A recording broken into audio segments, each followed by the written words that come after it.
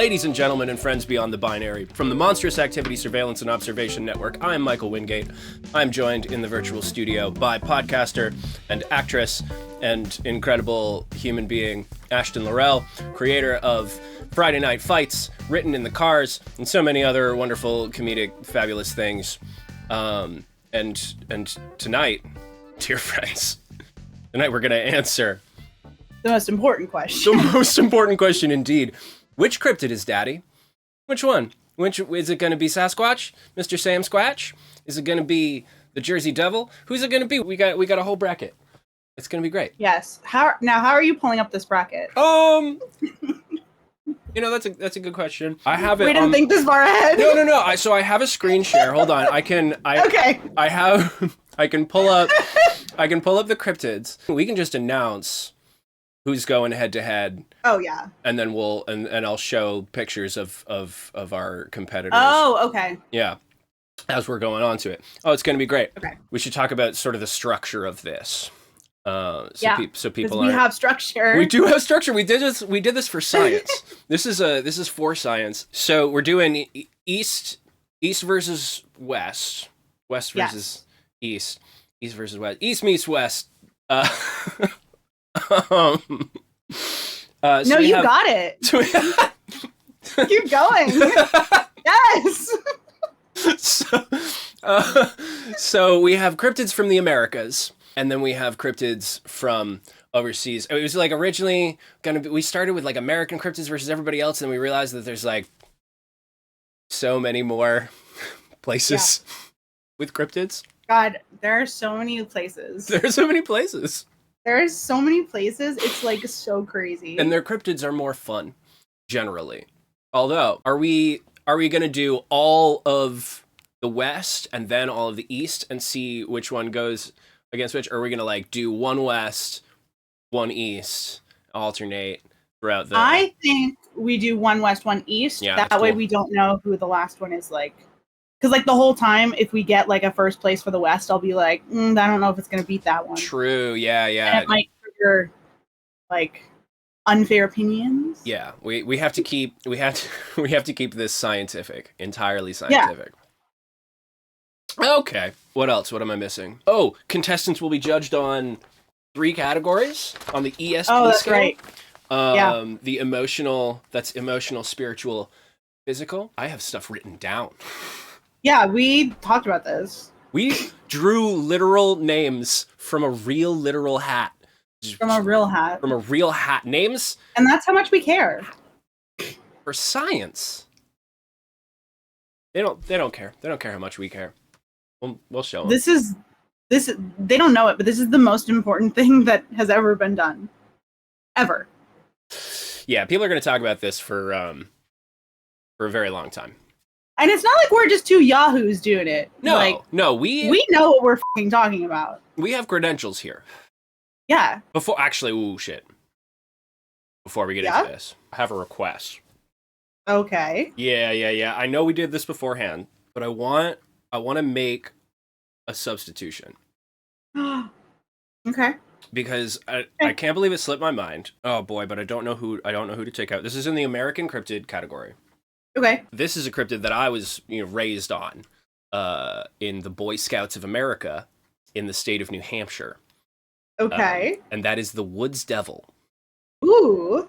Which is a tall and gangly-looking creature that is said to be a cousin of the Bigfoot, who has jackal-like features and a horse face. Okay, fuck it up. Yeah, and they pretend to be trees. They're like tall and thin, so like they stop moving when you look at them, and they look like a tree. Oh, they're little stinkers. Yeah, I love it. They're little stinkers. So I don't know, but and I can't believe I didn't think of the Woods Devil when we were compiling our Western cryptids, because it was like every campfire and all of the Boy Scout stories. Boy, who do we get rid of though? My only thought is potentially skunk ape. That's what I was thinking. It's just like Bigfoot. It's Bigfoot, yeah. So it's, I mean, like, it's too close to Bigfoot. I mean, the Woods Devil might be a cousin to Bigfoot, but the skunk ape is just like Bigfoot in Florida. Yeah. It's like Bigfoot who listens to Jimmy Buffett, and if that's Exactly. right, so like how we need to have distinct, unique cryptids Yeah. that we're talking No, about here. I agree with you. I think that the skunk ape should be in the same category as Bigfoot. As Bigfoot. Okay. Great. All right. I'm glad we agree on that. So then, I guess, without further ado, let's kick off the first annual March Madness Smasher Pass Cryptid Clash, brought to you by the Monstrous Activity Surveillance and Observation Network, right here, exclusively on YouTube. Before we get into this, there is further ado. This video is definitely going to be demonetized. Oh, why? So trigger warning, we will be discussing sexual themes.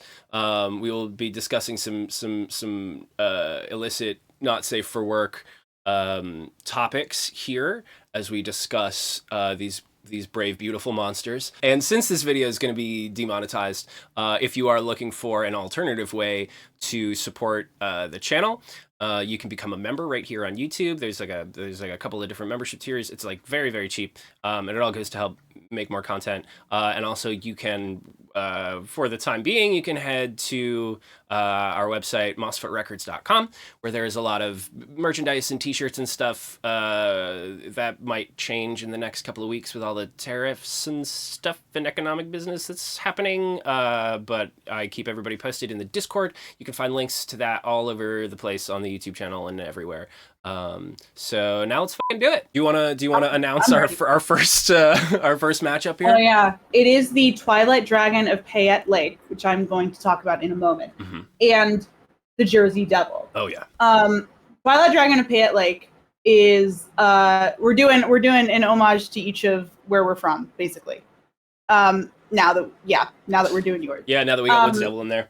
Yeah, Twilight Dragon of Payette Lake, also known as Slimy Slim, who lives in Payette Lake in Idaho, and I, in high school, went on a field trip to Payette Lake, and while everyone was having a nice time, going swimming, I was sitting on the shore for 2 hours, and I was looking for Slimy Slim.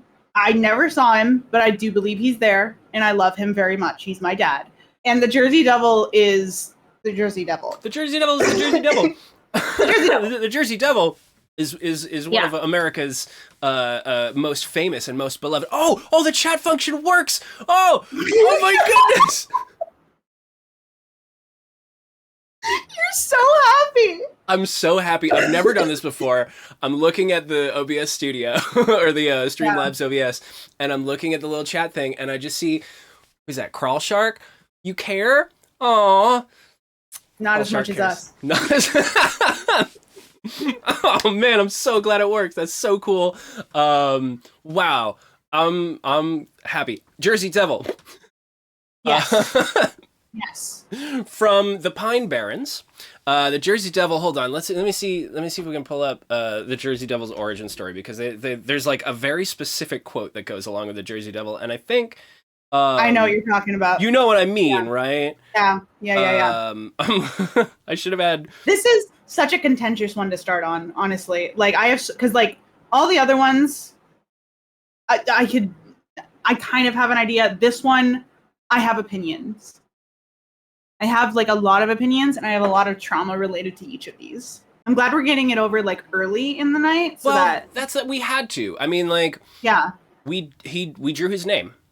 We invoked the name of the Jersey Devil in the first round, and therefore that's just the way it has to be for science.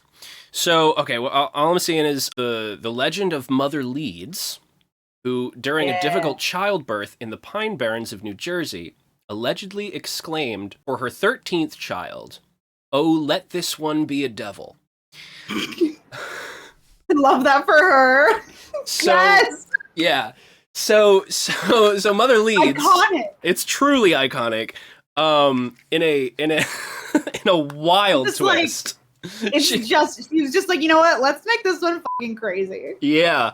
So apparently the child was born with hooves and wings and the head of a ram and antlers. It's all sorts of very fun things. It has been depicted in all sorts of media, from having several of its own movies to What We Do in the Shadows, a very popular FX television program. Yeah, Jersey Devil's big all over the place. Yeah.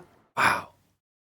Okay, let me pull up some pictures here. Let me see what we got. Definitely a heavy hitter going against like a very unknown, but like very formidable opponent. Okay, so we're looking at Idaho's legendary lake monster here. Oh boy, yeah. Wow, gorgeous. Right? Really just like, I know this is probably like an AI picture that I'm looking at here, but boy, just a really majestic. Loving the scales. Yeah. Wow. Really just a lot of curves to this one. Beautiful. Uh-huh. No, really that's beautiful. Good. Oh, I like that. Oh, here we go. The other name is Charlie. Charlie, yeah. I saw that. I was gonna ask what you think of the name Charlie and how much it stacks up to the Slimy Slim. I had to learn. Slimy Slim was a tongue twister when I was a kid. Uh-huh. I trained myself to never misspeak of his name. I mean, Charlie is okay, I guess. Okay, yeah, it feels a little kiddie, but like... Yeah. But I mean... It's definitely like the third, like out of the other two, it's the weakest. The Twilight Dragon of Bray Lake is an excellent name, though. It's sick, right? Like that's like majestic. That is someone you marry. Yeah. That is someone that you lock down. Yeah. Because they are of nobility, clearly. Yes. The Twilight Dragon. Now here's the thing. We live I live, because I'm still in Idaho, in a very red state. Yeah. We think those fuckers are Republican? Oh, I hadn't considered political ideologies, but boy, does it actually make a difference. Yeah, right? Yeah. I wouldn't do that for like every state, but like this one specifically is so tied to Idaho, and Idaho is so fucking fucked up. Yeah. And even if it's not, I feel like if you didn't get a proper body of water for this creature, you would have to move to Idaho, which is, I don't want anyone to do. No one deserves that. No. Okay. That's fair. I've been through Idaho on tour once. And you hated it. You can tell the truth. Well, I don't remember much. Exactly. It was nothing. Yeah. It's nothing. It's a little nothing place. We have our ice cream potatoes, and that's all we got. That's it. Ice cream potatoes? Oh, and the potato drop. Yes. You have ice cream potatoes? Like potato ice cream, or no? It's like a frozen vanilla ice cream, and it's like shaped into a potato, and then you sprinkle it with cocoa dust, and you put it in foil, and then you like freeze it so that it like sticks together, and it's really hard. And then you cut it open, and then it kind of looks like a cut potato, and then you put whipped cream on it. It's really good. When I was what? No, I'm with you. I'm following you. I'm here for it. I want to try. Okay, when I come out and we go investigate the Twilight Dragon of Bray Lake, you must have me try this. Yeah, I made them when I was volunteering with the church. So thank you. Oh yeah, see, you can Google it. You can look it up. Ice cream potato. Let's just pull it up for the... And they're fucking delicious. Wow, I want one so bad. Oh, damn. Oh, yeah. Yeah, right? Hold on. Fucking chat, look at this shit. It's killer. Look at that. Whoa. Yeah. That's so much fun. That's straight up not a... This is just a picture of mashed potatoes ice cream in a Neapolitan kind of way. And that one, not that one. No, not that one. But all of these baked potato ass looking, I love that. Oh yeah. Oh, gimme. Oh, that's so cute. Yeah, right? Wow. I don't even eat ice cream, and I love that. Yeah. Oh, dang. Yeah. Yeah, it really looks like a potato. I love it. So yeah, we have that, and we have the potato drop on New Year's. I've heard of the potato drop. Yeah. which I saw for the first time this year. It was great. For the first time? Yeah, I've never been down there. Oh, okay. Because, the year before I was like streaming about Pixar's Cars and, I've never been down there. Right. It exploded. It was wild. I to this day do not know if it was supposed to explode. But anyway, that's all we have. Okay. And like horrible abortion laws. But like also I live in Idaho and I'm from Idaho and I am very anti-Republican. So like how much faith are we putting in this guy? Yeah, well, I mean, let's just break down what are the personality characteristics of the Twilight Dragon, and then we could probably discern from that. And if we can't discern from that, then we know it doesn't matter, because politics doesn't always matter. You can hold beliefs and like not be a terrible person. You know what I mean? Well, yeah. Let's not say that. It's possible. In today's current climate. Let's not say that. In today's current climate, it's difficult. Yeah, I don't want to go out on a limb and then say that. But okay. I think, first of all, I think very sweet. I imagine, like, compared to all of the other sea cryptids, like monsters, like, I think that Slimy Slim would be, like, very nice. Okay. Like, I feel, like, Loch Ness Monster, I feel like would maybe eat me, or at least try to drown me. I feel, try to drown makes more sense to me. Like, I see the Loch Ness Monster as, like, this ancient, wise, but also, like, don't touch me or I'll crush you, which I find kind of hot. And we will get into that eventually. Yeah. Let me pull up Jersey Devil here. I'm just going to pull up a picture now, here. Jersey Devil, here's my issue with the Jersey Devil. For the longest time, as a monster fucker, as I have said, the Jersey Devil is the one cryptid I wouldn't fuck. And I kind of have gone back on that in my later years. And I definitely would, but he's not going off just like vibes alone. He's not at the top of my list. Okay. All right. I think he's the one cryptid that when I would like look up cryptids as a fucking nerdy little kid, like that was one cryptid that actually scared me. Okay. See that and Baba Yaga. And that's Baba Yaga. Oh, Baba Yaga! You forgot Baba Yaga! Fuck. We're fucked, dude. Okay, we're gonna have to come around and we'll figure it out. Maybe there's like a surprise wild card round. Yeah. Maybe that's a wild card round. All right. Oh boy. Oh god, we're bad at this. Also, there's next year. Yeah, that's true. This is the first annual, so hold on to your butts. See, to me, the Jersey Devil is kind of like that bad boy. Yes. Like leather jacket. Yes. Like definitely smokes cigarettes. Speaks like a 1950s greaser. Yeah. He's got like rock star energy to me though. Like it is very intimidating. Yes. And I think that if I bumped into Jersey Devil in like some like seedy club in New York, right? That's where you find him. Yeah, for real. He's got his ripped jeans on. Oh. He's got his leather jacket. He's got no shirt on underneath, inexplicably. Oh no, he doesn't need. No.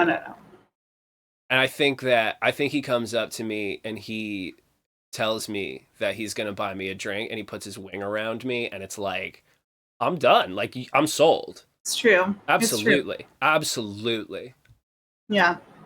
I'm into that. Go. Yeah, that's fair. I feel like, again, like a one night stand. Absolutely. I feel he has a chaotic life, and he would like,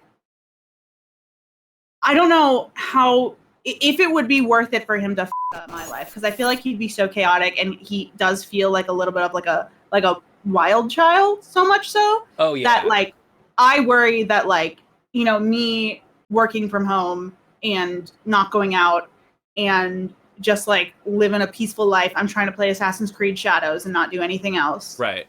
I feel like he's going to be like, peer pressure, like, come out, we're going to fucking go do donuts in the church parking lot. Yeah. No, there is absolutely no chance for like a future with Yeah. the Jersey Oh, Devil. for sure. He is emotionally unavailable. In fact, he's like emotionally stunted. I mean, think about it. Think about it. His mom cursed him to this like wicked form, right?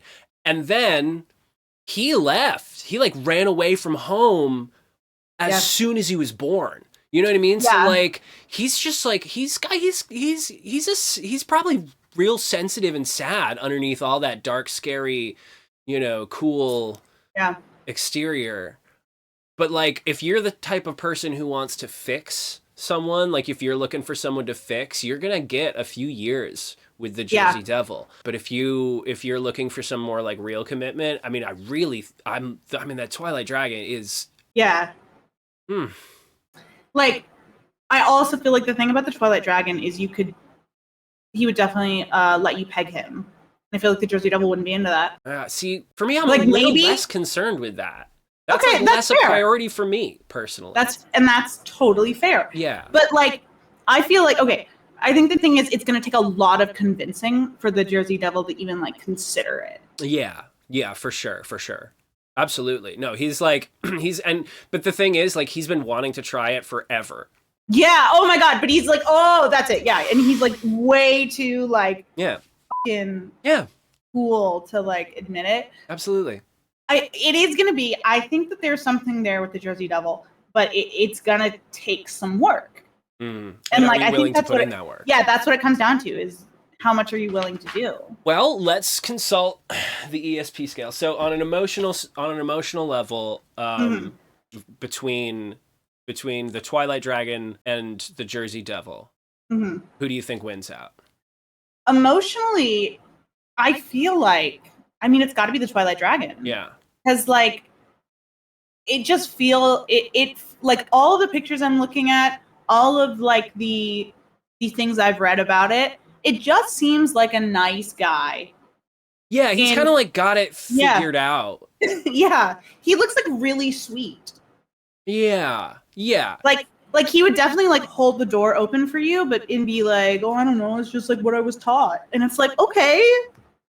Yeah. Whatever. I think I'm with you. I think that's on the E of the ESP scale. I think that's a win for the Twilight Dragon. Yeah. He would let you split the bill, but like it would be totally open to only paying himself. Yeah. So on a spiritual level, I think that the very thing that makes the Twilight Dragon more viable emotionally is also what makes him a little more boring. That's fair. On a spiritual level, like I not that there's anything wrong with no, boring, I agree. but I think if you're comparing between the Jersey Devil, that bad boy edge, and like that, like there is a clear connection to like the supernatural, like the specifically like the witchcraft, the spirituality, like the magic of life. He's fucking famous and he knows it. He's famous and he knows it, and he's born of like devil magic. Yeah. And I think that he wins for me on the spiritual scale for that factor alone. I agree. I completely agree. Yeah. And then physically, let's see where we're at. Physically, the physicality of the Jersey Devil is what scared me as a kid. Yeah. And now I'm sitting here and I'm thinking, well, am I just horny for that? Because like, listen, if you showed me a picture of the Jersey Devil right now and I had never seen him before, I'd be like, yeah, absolutely, 100%. Yeah. But I have this I have this trauma of being afraid of him when I was a kid. So it's like, am I like, how much of that is like just my little kid brain being like, oh, he's scary. Yeah, I hear that for sure. And then physically, what are you feeling about the Twilight Dragon? Oh, I mean, the Twilight Dragon, I mean, sea monsters are hot. And sea monsters are hot for sure. Yeah. And I'm sorry to do it. I'm gonna talk about it a lot tonight. Jay Park's Aquaman. He's gonna be down there, and he doesn't need to breathe. Yeah. I mean, yeah. That's like, and he would. Like, that's the Yeah, thing. he would. Yeah, for sure. He for sure would. Yeah. And so, like, that's why this one is so hard. Yeah. Like, we started on a fucking toughie, This is a really, oh boy. We're going to be at this for the next 6 hours. And here's the thing. They're different.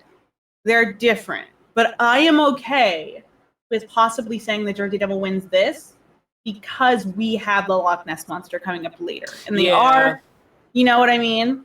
Yeah, and I think that if you were to put the Twilight Dragon up against the Loch Ness Monster, I know that's not happening, but in my head, Nessie wins.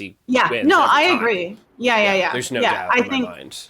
Yeah, I think that's going to be the final. Yeah. I think that's it. Okay, so Jersey Devil takes round 1. How are we marking this? I am keeping up the pictures of the winners on my open tabs on Chrome. Perfect. Yeah, That's all we need. Yeah. No. I will get the piece of paper. All right, who's the first line of the East then? Who do we got? It is the Mongolian death worm. Oh, god damn! Versus the Kraken. Wow. Yeah. Wow, what a powerful matchup. I know.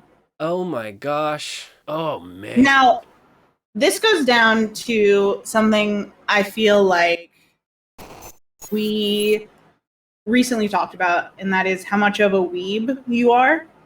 I am? No, I mean the royal you. Oh, not yes. You. Yeah. How much of a weeb you are? Yeah. Because are you into tentacle porn? Yeah. Because that's what's gonna. Right. Yeah. That's really the really the cut and dry of this. Yeah, for sure. Yeah. Versus the Mongolian death worm. Yeah. Wow. I feel like these are both single issue cryptids. I agree. Yeah, my God, look at that though. Yeah, right? Ugh. Right. I'm saying. Right? Versus hard. Yeah. It's just a picture of a tentacle. they just know. I think the most important thing is Mm-hmm. oh man, I changed my mind. Hi, Zuko. I mean, okay. So, hear me out. I'm hearing. Both of us might also be a little bit biased. Because did you not f*** the Illithid in Baldur's Gate? Oh boy, I sure did. So did I. Didn't even give it a second thought. I was like, absolutely, I'm in. Yeah, no, 100%. So 100%. Yeah. So that's that. Now, the Mongolian death worm, I feel like personally, I don't know enough about this crazy cat. I don't know like the lore. Yeah, Mongolian death worm is not my area of expertise. But boy. Oh wait, hold on. I'm so sorry. It has an electric discharge. It has an electric discharge, you say? Woo! Game change. This is no longer a single issue cryptid, folks. This creature is typically depicted as a large, thick-bodied worm ranging from 2 to 5 feet long. Crawlshark makes an excellent point. The Kraken would give the best hugs and cuddles.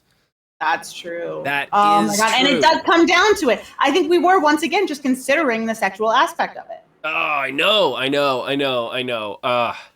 That's kind of what we do. That's what happens when we are in a conversation. So, yeah. Apologies. We have to take it back to science, Ashton. Yeah. Open up our minds. Consider all the possibilities here. Well then, okay. Yeah. So, emotionally. Yes. Emotionally, on an emotional level, the Mongolian death worm, what do you get? Like, what are we getting? So the vibe of this thing is it very much is like a thing that is like under the desert, like underground, doesn't come up a lot. It's a homebody. Yeah. And the energy, excuse the pun, he's a couch potato. Mm-hmm. Yeah, he just feels like, it feels like he's boring. And like, this kind of goes against what I was saying about the Jersey Devil, but like sometimes you want to go out, you know? Yeah, like sometimes you just want to like go to dinner. Yeah. And it's like, and I feel like the Mongolian deathworm is like, we have food at home. Why would we can order a pizza? Like we like he has like a fantasy football game. Yeah. That he like has to keep his eyes on. Yeah. And doesn't have time, or like just has time but doesn't want to do anything else. But also, like, when he says, like, we have food at home, he means, like, there are rocks. Like, we have rocks. Yeah. There are rocks at home. It's like, very much like if you want to cook something, you can cook something. Right, exactly. Yeah. Yeah, that's tough. And then you look at the Kraken. But the Kraken feels like a serial adulterer. You think the Kraken feels like a serial... Yeah. The Kraken, to me, feels like one of the Mad Men. Like a Don Draper, like... But not Don Draper. John Slattery. Yes. The Kraken has real John Slattery energy. Yep. Like, he is smooth, and he's very handsome.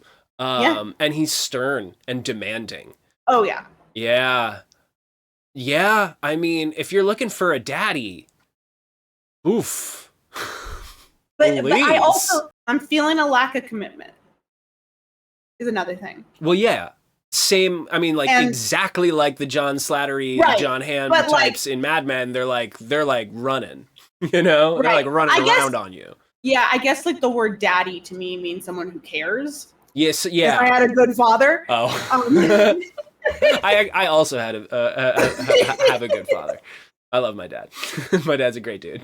I also love my dad. I hope he's not watching. Same, likewise. But like, yeah. And so like, I can't associate specifically daddy with Kraken because of that. Yeah. I can associate like the sexual half of daddy Kraken. Okay, yeah. That's fair. I guess that, yeah. And then like, father. You know what I mean? Yeah. Like you never see him. He's away at work, you know, all day. Oh, yeah. Yeah. He comes home after you've already had dinner and gone to bed. If you see him on the weekends, you call him father. You know? Yeah, exactly. Yeah, you never see him. And, oh, man. And is that hot? Yeah. I mean, like... Kind of hot. Yeah. Oh, man. Okay, so let's go on to the spiritual side of things. Okay. Mongolian Deathworm... I feel wins in this category, actually. You might feel free to debate me on this, but what do you think? What comes to your mind when you think of Mongolia? Genghis Khan. Okay.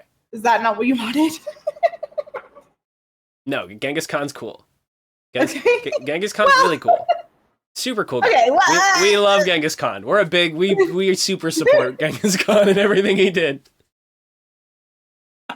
What a hot take. You heard it here first. This channel supports Genghis Khan. The Pokemon.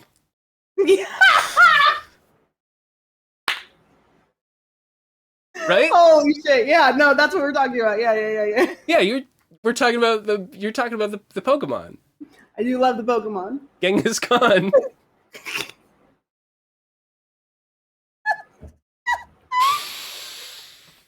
Yeah, that's what we're talking about. So I'm sorry, I don't think about Genghis Khan.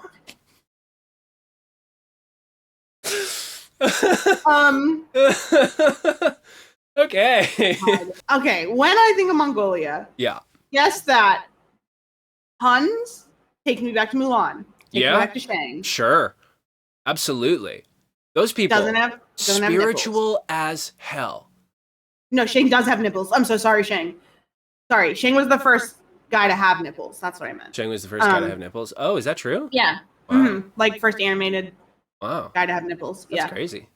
So. Yeah. 1997 was a good. No, sorry, 1998 was a good year. Anyway, so like, and I find Shang extremely attractive, but like, it goes back to like the fact that he's. Like, it just feels like such a homebody that it's a turnoff. Yeah. And, like, the Kraken's gonna, like, take you on vacation. That's true, but Mongolian Deathworm is gonna be, like, out there meditating. And, like... Yeah, that's so fucking regardless of the fact that the Mongolian Deathworm is, like, kind of selfish and, like, pretty boring, probably has some real solid takes on like oh my god, yeah, life advice. Yeah, for sure. Yeah. Like his excuse is that he's figured it out, and you know what? He has. Right. Yeah. He wrote self-help books. Like he's the guy. For sure. Yeah. So like he's kind of like that's the thing. That's what keeps you. Yeah. That's what really keeps you hooked with the Mongolian deathworm, not just the large mandibles and hooks. Yeah. Of his teeth, which are hot. For sure. Cupping, like, come on. But he's got like what really keeps you there is his like pretty solid takes on. Yeah. Yeah. For sure. He can like calm you down from like a high stress situation. Oh my god, yeah. Yeah, it's hard. I think it's gonna come down. This one specifically is gonna come down to sexual pleasure alone. Yeah. I think that's where we have to go. Yep. And I'm gonna have to go with the Kraken on it. I am too. 100%. It's classic. Yeah, it's really hard to beat, honestly. Yeah. I mean, like, don't get me wrong. Like, people love the cattle prod. I'm not super into it. I get it. Yeah. And like I'm not really into like sharp stuff. Yeah, that's totally fair. I like to try to keep it a little safer than that. Yeah. And so yeah, no, Kraken's all like there's no corners on the Kraken. Exactly. Yeah. It's all soft. Yeah.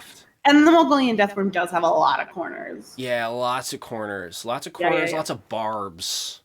Yeah. Yeah. Wait, again, nothing wrong with that. Right. No, and that's fine. Not gonna yuck your yum. But jeez. But I think if we're doing this on a representation of like a larger group of people, I think more people are into. Yes. More people would find themselves into tentacles than. Yeah. Sharp hooked barbs and electric shock therapy. Yeah. I think so. I think the Kraken has to take it. Kraken's got to win this one. All right. Yeah. So the Kraken takes round 1 of the East. You need a bell that you can like ding every time you make a decision or something. Oh man. Oh yeah. Hold on. Give me 2 seconds. I got something. All right. Hold on. Can you hear this? Oh my god. Yeah. That's really good. Woo! Okay, back to the West. I'm gonna show him my boy the Woods Devil here. We're at. That's the point we're at right now. We're at Woods Devil versus the Flatwoods monster. Yep. Oh boy. Okay. Right off the bat, I'm looking at Woods Devil. First thing I notice is. Yeah. Right. Okay. This first thing I notice is, like me, probably not eating any meat. Oh. I just went tall. Yeah, well, fair. Also tall. I mean, me and the Woods Devil gonna get along. I stand at 6'5". I also do not eat meat, and I feel like he and I could be friends. Like I would like immediately hit it off with this guy. Yeah. Really, yeah. He'd be chill to smoke with, for sure. Oh, yeah! I can see him, like, here's the thing. You throw one of those, like, drug rugs on him, you know what I mean? And some baggy cargo pants and some Birkenstocks. Yeah. And you put a blunt in his hand. Yep. And all of a sudden, he is most people I have hung out with at music festivals. Oh, yeah, for sure. Yeah. So, like, my kind of dude. On the other hand, we do have the Flatwoods monster. Mm-hmm. And boy, oh boy, God, do I love the Flatwoods monster. I mean... Now, this is good. Yeah. This is definitely, like, this is going to be your category, because I don't know, like, as much as you do about these ones. Okay, well, I don't know too much about the Flatwoods monster. Let's let me pull up their wiki here. Yeah. Yeah, let's Oh my god, hold on. That's a good picture. These are all good. Oh wow. Interesting shape. Love the shape. Really love the Love shape. that shape. Love that shape. Really, really good shape. All right, let's see what's going on here. This one's going to come down to shape for sure. Yeah, this is really a shape thing. Also known as the Braxton County Monster or the Phantom of Flatwoods in West Virginia folklore. I love that. He's a musical theater fan. Yeah. A creature reported to have been sighted in the town of Flatwoods in Braxton County, West Virginia, after a bright light crossed the night sky. Okay. So this guy that we're looking at here is connected to a UFO incident. Yes. And we love that. So, oh boy. Oh God, look at this chair. The Flatwoods Monster chair welcomes visitors near the town hall. I want to sit in that chair. I want to sit in this chair, Ashton. It looks really good. Ashton. Yeah. It does look welcoming. I would like to sit in that chair. Want to sit in the chair. It's like you're saying that to me like I can do something about it. Like I don't own the chair. We're gonna go. Sorry. We gotta go to Flatwoods. We gotta check it out. Oh, we will. Wait. It's on the list. Okay. There's 5 of those chairs. We can both sit in one at the same time. Oh yeah. I mean, they're in different parts of the city, but like we could be on FaceTime. First date ideas. Okay. What does the Flatwoods Monster want? That's a good question. Oh. What is it? Would you like to repeat that? I don't want to repeat myself. I think that's the first time I've ever said that word. Ashton, would you like to repeat yourself? I don't want to repeat myself. Please don't make me.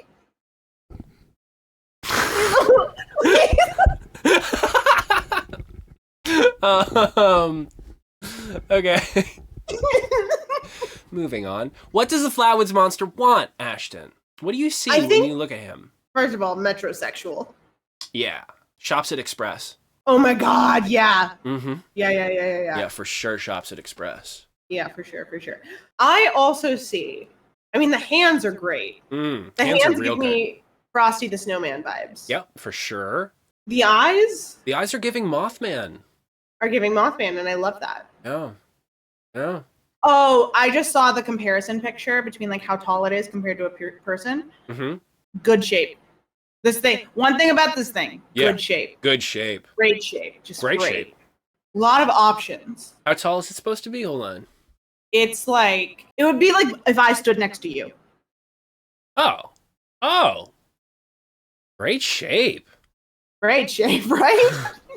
All right. I don't know what else to say about this cat. Great shape. Great shape. We don't know what it wants. Kind of mysterious. But do you know what you yourself want? We can't ask that of our partners if you don't know, like, what you want. So the devil we know is mischievous. He's a little stinker, and he's definitely like a good hang. Yes. All right, let's take it to the ESP scale. Immature, maybe. Immature. Woods Devil is very immature. Mm-hmm. What do we think about Flatwoods Monsters? Is the Flatwoods Monster...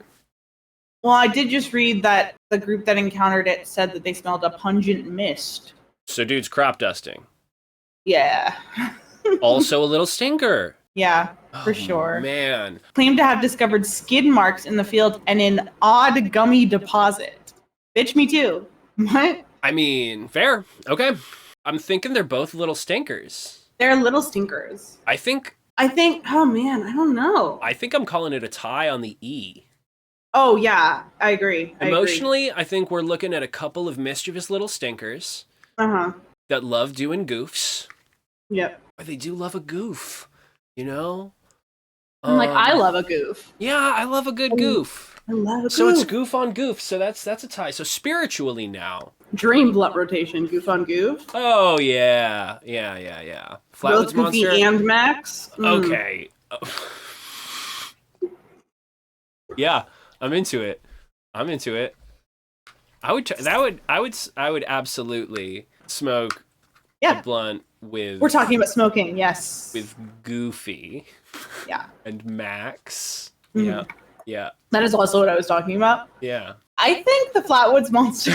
Be careful, Disney's gonna come for us. Bitch, me too.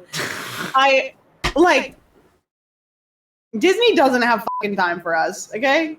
It doesn't. Okay. All right. Spiritually. I love a good alien. I too love a good alien, and that is a problem. So I feel like normally I would have a bias here because, you know, New Hampshire, born and raised, New Hampshire cryptid. We love the Woods Devil, but also I'm a big UFO nerd. Yeah. And so anything related to UFOs, Flatwood Monster, Alien, come on. Right? That's fair. Like there's something about like the alien aspect. And like, man, the first thing I thought when I saw that UFO was like, yeah, take me, you know? Yeah, for sure. Like I was into it. I was like that was the first thought was just like, let's go. Yeah. Like, yeah, this is where I want to be. I think that Flatwoods Monster might have some things that'll surprise us. That's fair. Yeah. I do feel like not that this is like a bad thing. It feels like the Woods Devil is more of an open book and is just kind of like out, you know, just out there. Everything that you need to know about the Woods Devil is already, you already know. Yeah. Yeah. Yeah. Okay, so here's my take on this. I think they're tied emotionally. I think they're tied physically for very different reasons. Yeah. For different and obvious reasons. But I think the Flatwoods Monster takes it because of the mystery. Yeah. You know? I think so too. And its head is shaped like a vagina. And its head is shaped like a vagina. Yeah. So. Oh, that was great. That was great ringing. Great. Awesome. Good. Flatwoods Monster takes round 2 as we head back to the east. Oh, fuck, dude. What you got? Grendel? Oh, God. And Spring-Heeled Jack. Oh, no. Yeah. That's so serious. We're saints for doing this. We are insane. Spring-Heeled Jack, I want to argue just like, if I had 2 seconds to peruse this list and say hottest, I would go Spring-Heeled Jack. Yeah. It just, it's just there. Mm-hmm. But Grendel is a classic. Grendel's a classic. Grendel's a true classic. Okay, but we can't say one thing about Grendel, and that is mommy issues. Mommy issues for sure. Oh, no, yeah, absolutely mommy issues. So for those that aren't aware and haven't read Beowulf, Grendel is ancient monster of legend whose mother was a manifestation of like evil and darkness and he's the patriarchy. And the patriarchy.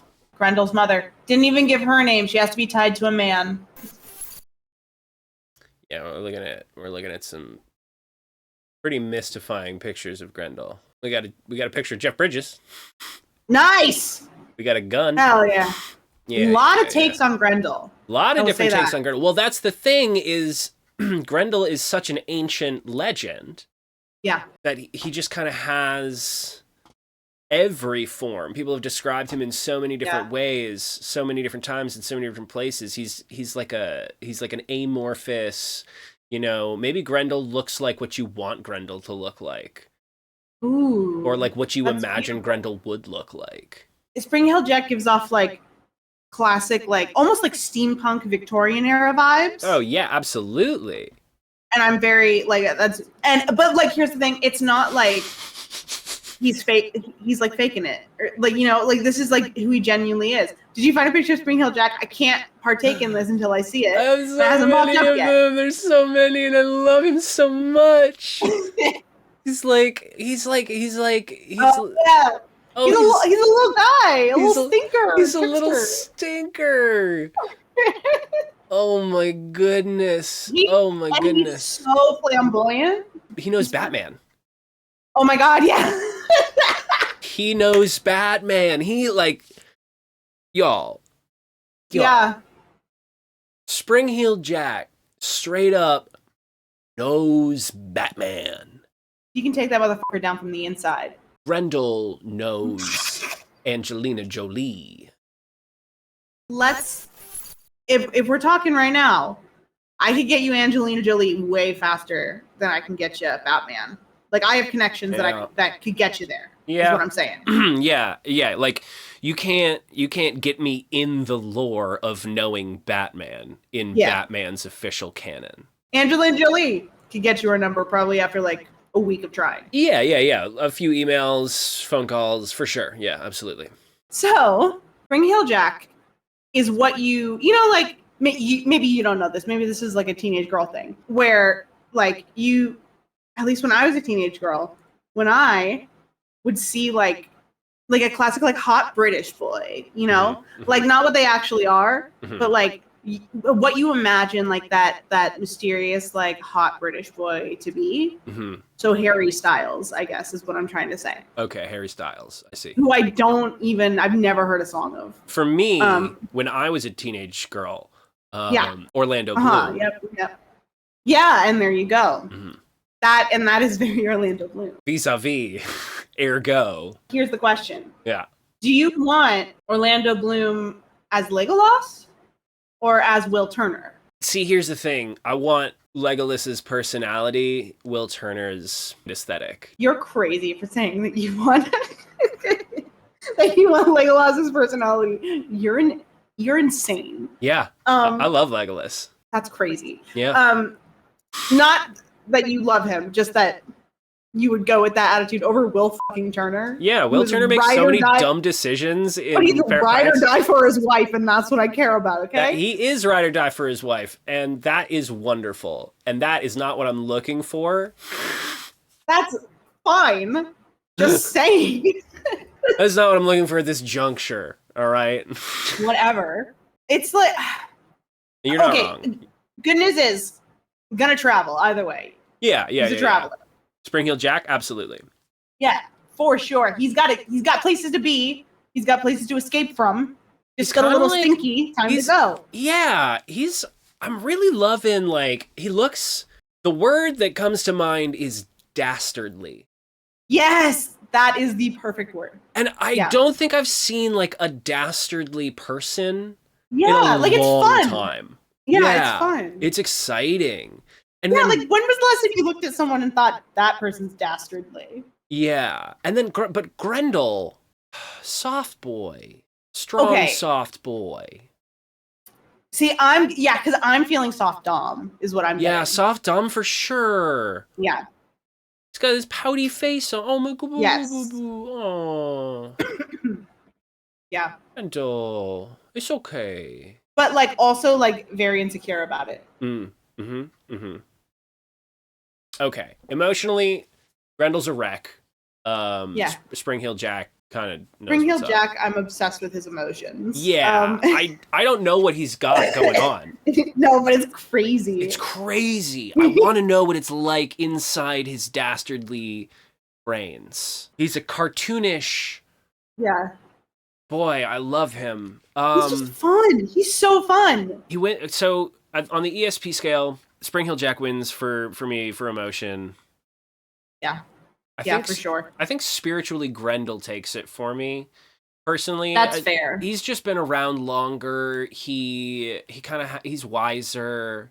Yeah. I feel like he'd be like a better long-term companion. That's fair. I mean, yeah. Because remember, we're talking about Spring Heel Jack, not Will Turner.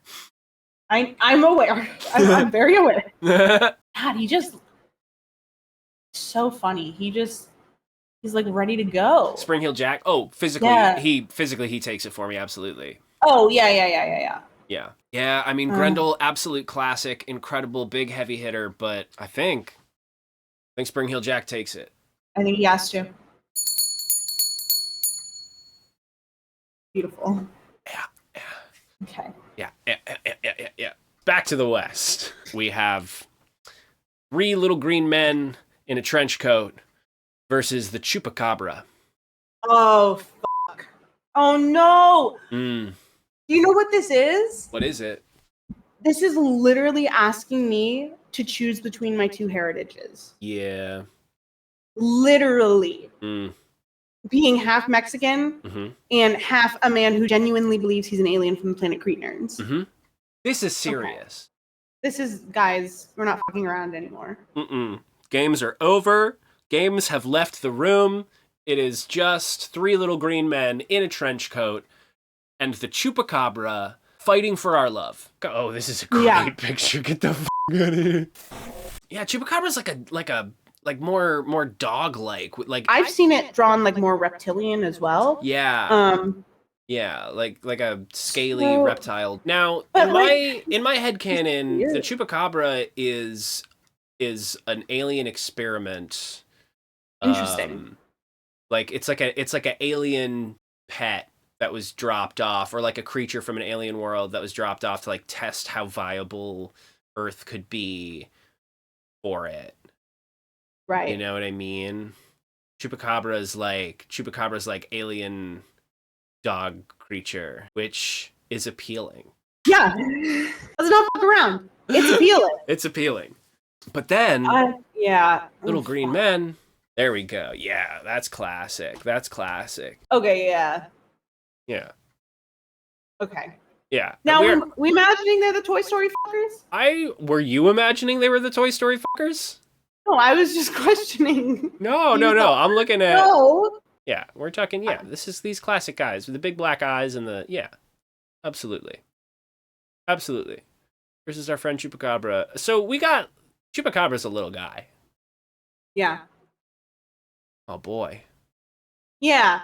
I mean, okay. Oh, I think that, great. like, little green men, I feel like first of all, they're into some experimental shit. Yeah. And I think they'd get distracted with my biology, you know? Yeah. I think the fact that there's 3 of them. Yeah. And also, trench coats aren't cheap. Yeah, no, they have expensive taste. That's the Yeah, thing. exactly. It's like a nice one. It's not going to be one they found on the ground. No, and trench coat also implies fedora, but like a nice one. Oh, yeah, like 1940s detective fedora. Yeah, like a not Stetson. Like a lady. Yeah. Like a no. Not a trilby that you get at Hot Topic. We're talking a real classic. Yeah. Yes. For sure. Let's take it to the ESP scale. Okay. Emotionally. 3 aliens, you're getting a lot there. Yeah. We're talking about, at this point, we're talking about a polycule. Yeah. Yeah. It's a lot to deal with, but like, I think that they can all be there for each other as well. Absolutely. Yeah. They themselves are already a strong support system. Otherwise, they wouldn't be seeking out this partnership. Exactly. And that's great. Yeah. And they know that. They're like, yeah. Like they've like talked about it a lot. Chupacabra feels a little like flighty. Like Chupacabra's gonna bounce, move on. Yeah. You know. Like I feel like Chupacabra's afraid of commitment. Yes. Yeah. Chupacabra is like, we're growing apart. I don't think Chupacabra says anything. I think Chupacabra leaves. Yeah. Just in the middle of the night, just like you come home and all Chupacabra's stuff is gone. Yes. Yeah, every man who's ever ghosted me. Yeah, exactly. You got it. Okay, so here's what I'm thinking about the Chupacabra, though. Okay. Oh man, but he comes home and he's like, I'm thinking about him like covered in blood. What I'm thinking about. Oh yeah, he's been feeding. He's been sucking goats. And that's hot. Very much. He's like, a man that works. Okay, I go to like a nice dinner. The mayor's there. Hear me out. Mayor's there. The mayor's there. Yeah. I introduce my partner, the Chupacabra. Yeah. And I say, they go off and talk, and then I'm talking to the mayor's wife. The mayor's wife is there too. Yeah. And I'm like, have you seen my partner? Because he's like the most famous goat sucker. Right, yeah. Like, he's known for like sucking goats. Yeah. So, like, I know that your husband's the mayor, but like. Okay, I see that situation. Now I'm going to counter with the same situation. It's me. I'm on a date with 3 little green men in a trench coat. The mayor's there. The mayor's there with his wife, also enjoying a lovely shrimp carbonara. Oh my god, yeah. I go over, I introduce myself, and the mayor goes off with the 3 little green men in a trench coat. Now here's the thing. 3 little green men in a trench coat not only implies fedora, but also implies fake backstory. So I can be like sitting with the mayor's wife and be like, you see my boyfriend over there? He's the Prince of Algiers. That's so true. Right? He's a quadrillionaire. Yeah. And like we could make this whole fun like game of like going to different places and like convincing different mayors. It only works on mayors. It's only for mayors. It's only for mayors. It's okay. only for mayors. Keep going. You're cooking. You're cooking. That's it. That's the. I've just plated it. I was cooking, and then I plated it, and it's only for mayors. Yeah. My point is. Yeah. My point is there is some room for mystery with the three little green men in a trench coat, and there is some room for some real like mischief, like partner mischief. Oh yeah. You know what I mean? Like you can get into some fun situations. Yeah. You can do some big goof 'em ups. They like propose at the Olive Garden and get a free cake. Yeah. Oh my god. Yeah. Yeah, those little green boys. Trixie. Yeah. Yeah. Get those Olive Garden cakes. And I mean, there's three of them. And not only is there room for mystery, yeah, there is mystery. Oh, definitely. What's under that trench coat? Exactly. Well, it's three little green men. Yeah, and they can be whatever you want. Yeah, and I think that's beautiful. So I'm giving it to the three little green men in a trench coat. I think we have to. I think we have to. I think just for the sake of it, for the ESP scale, my vote says that. Yeah. I think they win maybe across the board. I think so. I mean, yeah. I love Chupacabra. I love Chupacabra. But Chupacabra has to be his own thing. Like Chupacabra is a lone goat sucker. Yeah. Yeah. And I'm not ready to get involved with somebody like that. Yeah, I think like sucking goats is like important, and like I'm so proud of you that you have a job. Yeah. But like, what else is there about you? Right. Yeah. Yeah. It's gotta be the green men. Yeah. Three little green men in a trench coat. Take it. Listen, I'm not excited about this next one. What is the next one? Where are we at? The Loch Ness Monster. Oh. And a mermaid. Oh my god. Yeah. The Loch Ness Monster versus a mermaid. Yeah. Once again, a lot of Aquaman talk. Gonna get into Aquaman. I'm gonna pull up my PowerPoint about how Aquaman is a feminist anthem. Yeah. That I have ready at all times. Okay. Physically, I don't even know how we can compare the two. Like they're both Aquaman. They're both gonna be down there. Yeah. And a mermaid, there's something about mermaids are inherently sexual. Sorry. They were like created to be sexy. Walruses are sexy. I'm sorry. Absolutely. That is the truth. Like, oh, I'm out at sea and like I'm looking at a walrus and I'm imagining that it's a hot lady with boobies. Yeah. I mean, like it was, I don't know this for sure. I'm not like, I'm going to take a guess and I'm probably going to be 95% correct. Mermaids were created specifically for like as a wank fantasy for sailors. Yeah, that's true. That is true. They are just a tulpa or an egregore born of sexual desire. Yeah. And that is definitely going to give them an edge over Loch Ness Monster. Oh boy. We do love the Loch Ness Monster. We love the Loch Ness Monster. I feel like out of all, because like the Loch Ness Monster, I would argue is like one of the like biggest cryptids. Like it's up there. Oh, absolutely, without a doubt. Yeah, with like household name and everything. So I would guess second most well-known cryptid. I would agree. I feel like she is famous, but I feel like she's a little bit more humble than maybe some of the other ones.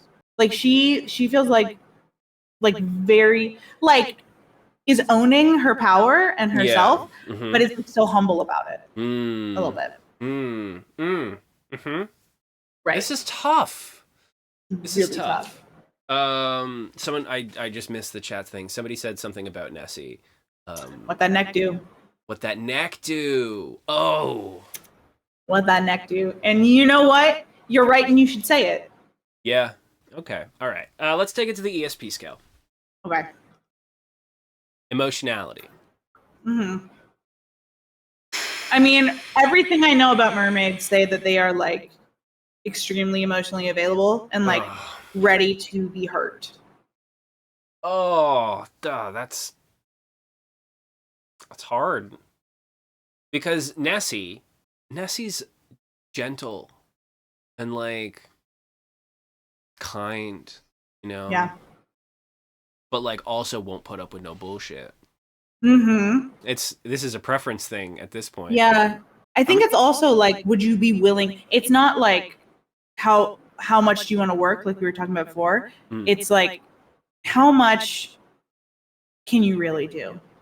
Right. I'm gonna give my point to the mermaid on the emotional scale. I think so as well. The mermaid is ready to get hurt. Not that I would hurt her. No, but, absolutely not. Never. Yeah. Yeah, but she's ready to get hurt. She's ready. She's like the ready Loch Ness to monster, jump in. Yeah, the Loch Ness monster has been hurt and will not let it happen again. Oh, now that is a good point, chat. Nessie's capacity for love is probably greater than that of a mermaid. I think Perhaps. that Nessie, I think that's, but I think it's again, it's you have to put in the work to unlock emotional capacity. And I think if you're looking to get something that's real and genuine from the get-go, that like you can really just dive into, no pun intended, I think you're going mermaid. If you're, I think the more emotionally mature you are, the more willing you would be to go for Nessie in this situation. Yeah, and we're not emotionally mature. God no, we're children. So I think that point is going, for me, it's going to mermaid. Yeah. I know where it is this time. Spiritually, I feel like Nessie has a little bit more spiritual depth. I would agree. I don't think that like mermaids seem, I mean, curious, but like not the smartest. I think you might be onto something there. I think also that mermaids have a good sense of community, but not necessarily a great sense of self-reflection. Yeah. You know what I mean? Mm-hmm. I think that Nessie is spending a lot of time on her own. I think that she's meditating a lot. I think she's doing a lot of self-work, taking care of herself a lot. And I think the mermaid has like a lot of friends who are like, yes, you know what I mean? Who are they like do game nights. Yeah, absolutely. And it's really competitive. Super competitive. And I think that that's great, and I love that for them. But I think spiritually, I think Nessie has the edge. Yeah, I would agree. And I think I'm willing to be brave enough to say that the mermaid, just the fact that it is an egregore born of sexual desire, I think that takes it. So, mermaid puts Nessie down in round 1. That's crazy. That is crazy. We've lost both of our lake monsters. Oh man. Both of our lake monsters. There is we did just do a mermaid, so it's fine. Aquaman is still in effect. Okay. Oh my god. What you got? 5 Pukwudgies and 2 trench coats. Oh boy. Or the Beast of Bray Road. Oh right. Okay. All right. Let me pull up a Pukwudgie real quick. Beast of Bray Road is so hot. Beast of Bray Road is hot. Like, insanely. Okay, they can afford trench coats, but these ones I feel like it's not designer, which is what the 3 Little Green Men would go for. Right. This is one they found in the trash. Yeah. No, they're dirty, dusty, ripped up, smelly trench coats for sure. Yeah. Pukwudgies don't have any money. Pukwudgies no job, which, hey, respect. But also, Pukwudgies no job. So whatever that does for you, that does for you. I love the Beast of Bray Road so much because I did find about this one later in life. Yeah. This is the true American werewolf here that we are looking at. Yes. What a handsome fella. Oh yeah. Right. Oh, I'm like, and like he has this whole thing. he has this whole thing like where he's on his knees, like howling at the moon. Ooh. Like a romantic. A true romantic. Oh, yeah. Yeah. Oh, man. What a babe. Yeah. Beast of Bray Yeah, Road's yeah. crushing it. The Pukwudgies are... We have another little stinker. So many little stinkers on this. A lot of little stinkers. In the West, specifically. What does that mean? Yeah. Oh, boy. The Americas were just full of little stinkers, huh? Yeah. Topical. God. Oh, my God. Yeah.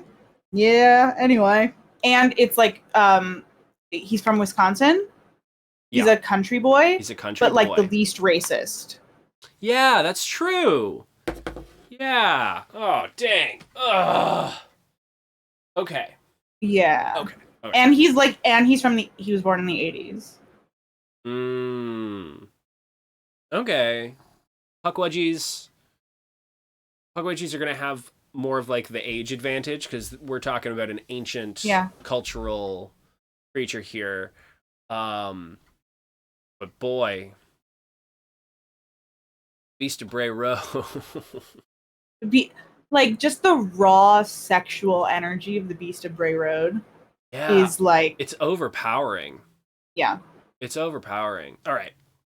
ESP scale. 5 Pukwudgies. 5 Pukwudgies, 2 trench coats. 2 trench coats. Yeah. It's a fun new age relationship. Yeah, absolutely. Now, okay, now what are the Pukwudgies in it for? The Pukwudgies are in it for a good time, not a long time. Right? Yeah. Yeah, absolutely. I feel like they have like obligations somewhere else. Well, I think they just want to cause mischief. And I think that they're going to cause a lot of mischief with you. And it's going to be great. A whirlwind. Yeah. Longevity? I don't know. Yeah. I don't know if you can confide in the Pukwudgies. That's so true, yeah. I feel you can like, also if you told one a secret, you would go and tell the other ones. Yeah. Like he's not keeping a secret. Right. Okay, like you're out with your friends. The mayor's there. You're out with your friends. Yeah. And I'm with you. And like one of the Pukwudgies is like, you know, she doesn't do the laundry. You know what I mean? Ooh. Oh my God. Yeah, Pukwudgie's gonna absolutely be like that. Yeah. Beast of Bray Road. Keeps your secrets and your heart. Okay, I'm giving it to the Beast of Bray Road on the emotional scale. Spirituality. Pukwudgies win. Pukwudgies win. Absolutely, no doubt. We're talking about literal beings born of Native American spirituality. Yeah. I mean, we're talking about the Fae of the Americas here. Hard to get versus more spiritual. The werewolf. Yeah, but I feel like when you're looking on a scale of like how into spirituality are you? Like how in touch with your spirituality are you? I think the Pukwudgies have it more figured out. I think they like understand the way of the world a little bit better, but then physically, there's no contest. Yeah. There's no contest. I mean, the fact that there's 5 of them makes them a contender. Yeah. But 5 can also be a lot. Yeah. Quantity versus quality. Quantity versus the Beast of Bray Road. Listen, if we get down to like what this is really about, I feel like not only would the Beast of Bray Road be like a good catch, you know, in everyday life, but he'd also be a great catch physically. Yeah. Like I think he has both going for him. Like really strong. Yeah. Yeah. I'm giving it to the Beast of Bray Road on this one. I think we gotta. Yeah. Yeah. In the Beast of Bray Road versus 5 Pukwudgies and 2 trench coats. Beast of Bray Road takes it. Who do we got? Gef the Talking Mongoose. Oof. And a Bunyip. Oh boy. Okay. Yep. All right. Let me really quick come out on top of the on top of the Bunyip train. Yeah. This guy eats men. Yeah. No, big tough. Big tough. Tough big. Yeah. Yeah. Great name. Funny name. They travel, it says they lurk in swamps, billabongs, and other waterways. I mean, we love Billabong. I wore a lot of We Billabong. love a billabong. I wore a lot of Billabong in middle school. I wore a lot of Billabong and Umbro middle school. Yeah. Yeah. Fashionable. All right, I'm going to share my screen here, looking at the Bunyip here. Oh, yeah. Oh, yeah. I mean, really. Just a big, strong... I mean, it's like a... Oh, jeez. So it's like a saber-toothed tiger, lizard, walrus monster. Yeah, it's kind of... It's like a woolly walrus. Okay, like a woolly walrus. Now, Gef the Talking Mongoose, however. Now, here we go. Okay. Okay, we were talking about this specifically the other day, a little bit. And go ahead, please. Again, please. Little stinker. Little stinker. Oh, the stinkiest Another little stinker.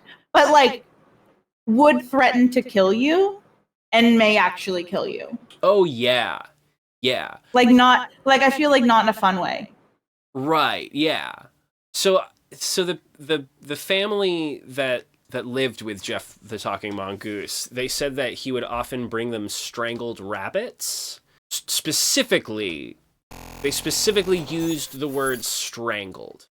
And Gef the Talking Mongoose, apparently a poltergeist in the form of a mongoose who can talk and tell jokes and tap dance and sing. Okay. We love a musical theater nerd. We love a musical theater nerd, though. So, like... I just think, like, with a Bunyip, it's scary in a hot way. Yeah. And I think with Gef the Talking Mongoose, it's scary in genuinely a scary way. Like, I want to be scared, but I don't want to be really scared. Gef the Mongoose is the crazy girlfriend. Oh my god, yes, that's it. Yep, Gef the Mongoose is the crazy girlfriend. Bunyip... The thing is, though, Bunyip is not the opposite of crazy girlfriend. Like, Bunyip is not a stable girlfriend. No. Bunyip is like... What I'm getting... You know what? I'm looking at a Bunyip. I'm feeling the energy. Seems very self-confident. I was literally just going to say I'm getting narcissist. I am getting narcissist from Bunyip. I'm getting malignant narcissist from Bunyip. I don't know what it was, but I just looked at him for a moment. And just something clicked, and I was like... I'm with you 100%, Ashton. I am getting narcissist vibes from this dude. Oh my god. This is John Hamm in Mad Men.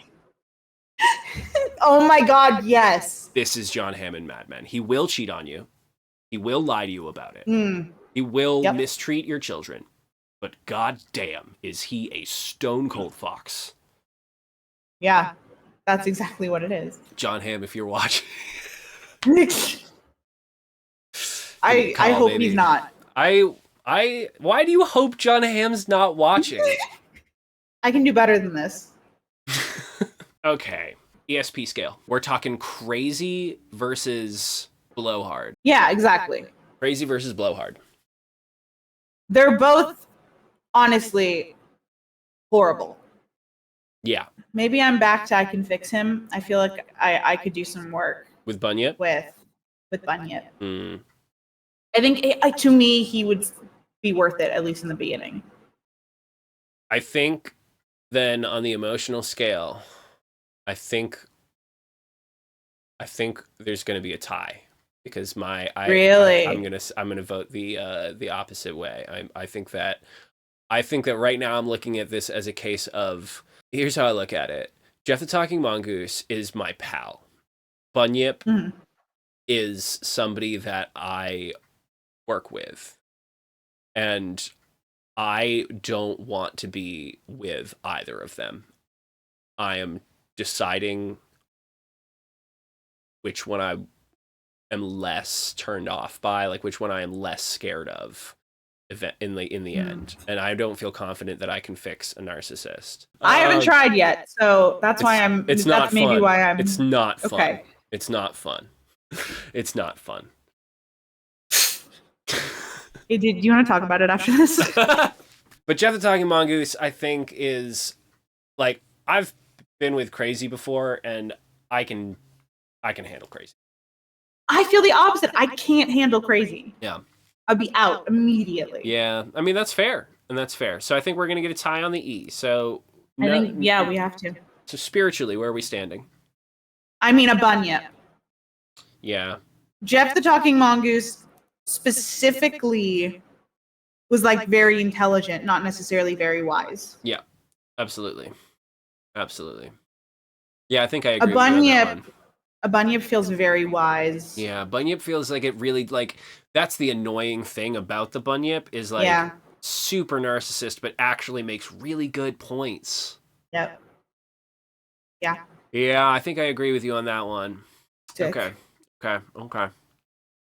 Which brings us to the physical aspect of things. All right, now let's talk about this. Okay. Enlighten me. No. I think you should go. No, I want to hear it. No. Say it. I want to hear it. I was going to say, what's hotter? A mongoose or a lizard spiky cat? Yeah. Now that is a query. Okay. I counter you with this. Mm-hmm. Gef the Talking Mongoose. One. Telekinesis. He did have that, didn't he? He did have telekinesis. He could throw stuff around the room. Oh, but he could have just been using his little hands. Well, he could have been using his little hands. But like when he was in the walls, he'd throw stuff around the room. So like, I guess. You know what I mean? But I feel like I feel like that lets him compete, at least. I feel like it makes it a fair fight. That's fair. In the physicality sense. Yeah. Okay, let's determine it this way. Who wins in the fight? That's a great question. Gef the Talking Mongoose or the Bunyip? Who wins? Now, a Bunyip specifically eats people.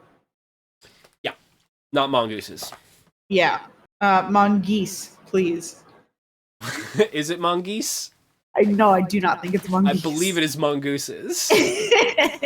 Chat. You're on it. Get on it, chat. There's no way it's mongoose. There's no way it's mongoose. But part of me does hope. Okay. The other thing is, like, I do feel more of a familiarity with Gef the Talking Mongoose. Like, a mongoose, like, I can wrap my brain around. Yeah. Like, a bunyip is, like, it's a cat, but also it's a lizard, but also it has, like, spikes on its back. Yeah, you're working with a lot there. Yeah. And it's, like, it's not bad. It's, like, you know, my partner has, like, a different cultural heritage than I do. I mean, both have benefits. Yeah. But who wins the fight? How much time is on the clock? An hour. The mayor's there. He's standing on the sidelines judging. It's an official mayoral cryptid battle. I think, honestly, yep, Gef would put up a really good fight and he would be very smart about it. Yep.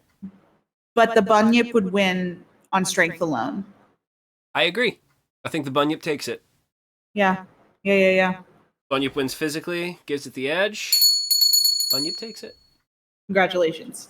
Good job, Bunyip. Congratulations, Mr. President. Okay. The mayor has declared that the Bunyip is more fuckable than Gef the Talking Mongoose. Sorry, Gef. I love Gef. I love Gef. For all the Gef lovers out there, all the Gef stans. Me too. I love Gef the Talking Mongoose. One of my favorite cryptids. One of my favorite stories of all time. Just love Gef the Talking Mongoose. But it's not about how much we love him. It's about how much we want to fuck him. It's true. I just read the next one. We're going to be here for 8 years. No, what is it? It's La Llorona. Oh And it is the Fresno Nightcrawler. no! Yeah. My baby boy is against my mother. Oh my god! It really comes down to, do you want mother or do you want son? Yeah, that really is what it is, isn't it? She has like the pure sexual energy, but the Nightcrawlers are just fun. Yeah, I mean, they're pretty special. Oh my god. Okay. I know. I love a Fresno Nightcrawler. The Fresno Nightcrawler is incredible. Oh, what a cryptid! It's just pants. It's just walking pants. It's just so good. It's pants with eyes. It's just walking pants with eyes. Have you seen a video of them waddling? No, what? Oh my god. How they walk? This stream is gonna die if I try to play a video, but I'm gonna do it. Oh my god! Oh my god, I love it! Oh my god!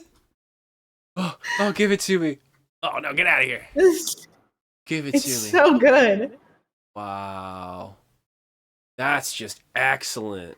Oh man. They're just on stilts. They're just walking pants. God damn.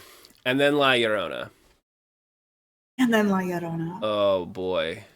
It's the eyes, it's the crying blood, it's the oh god. Oh yeah. It's the singing you, like singing out your window to get you to come down. Yeah. In the middle of the night. Yeah. And then like snap your neck. Mm-hmm. Oh yeah. You know she likes it rough. That's the thing. Yeah. Like yeah. Okay. La Llorona has been hurt before. Yep. And does make it everyone's problem. Mm-hmm. The Fresno Nightcrawler has never been hurt by anyone ever and never will be. The Fresno Nightcrawler has never been hurt, never will be, and has also never hurt anyone else. Fresno Nightcrawler, safe choice. That's true. Yeah, very safe. Safe choice. Fresno Nightcrawler, great time. Lots of fun. Good to hang out with. Really good. Just all around good. But the lights have to stay on. Yeah.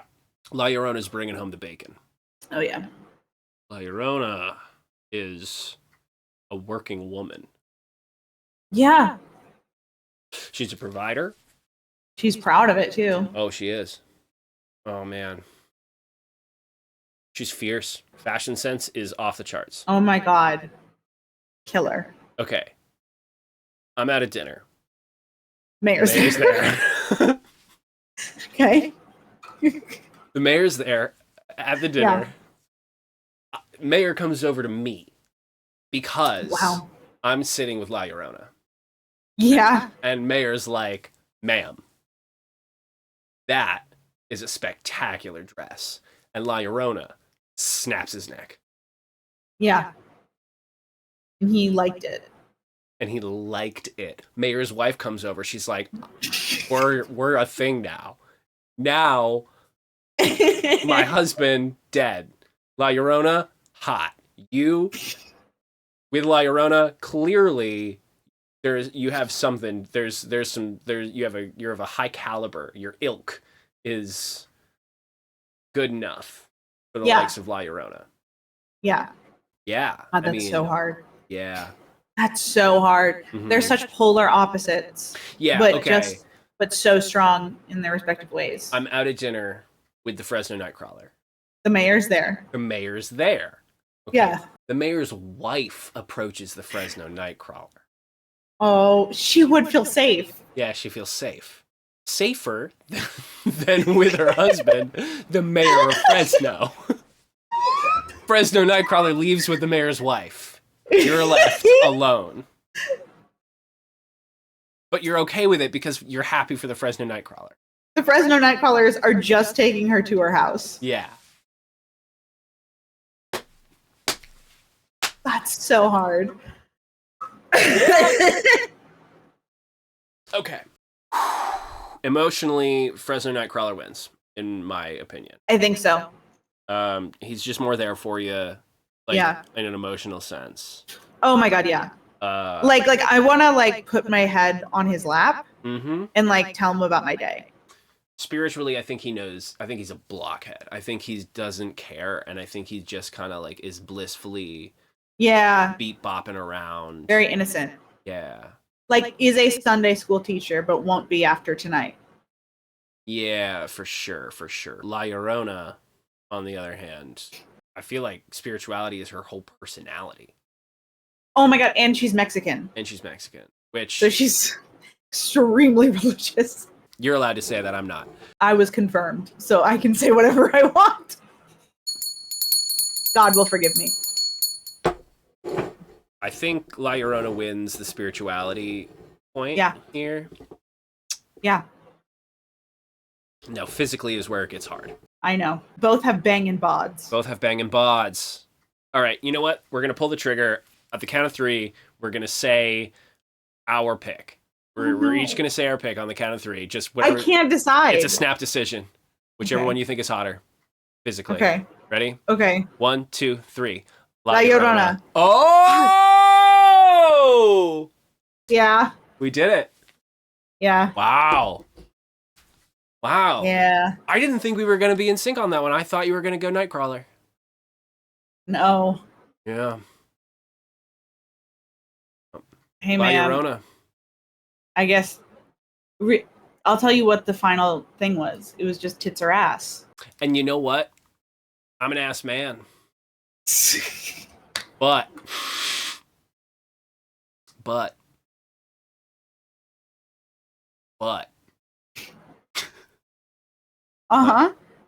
Yeah, I get it. It was really good. No, on Llorona, though, there's something about her. It's just a certain je ne sais quoi. For sure. Yeah. Okay, now Llorona takes it. Okay.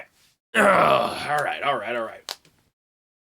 We're like, all of these are heavy hitters, so we've got to be. There's going to be some lightning rounds coming up here.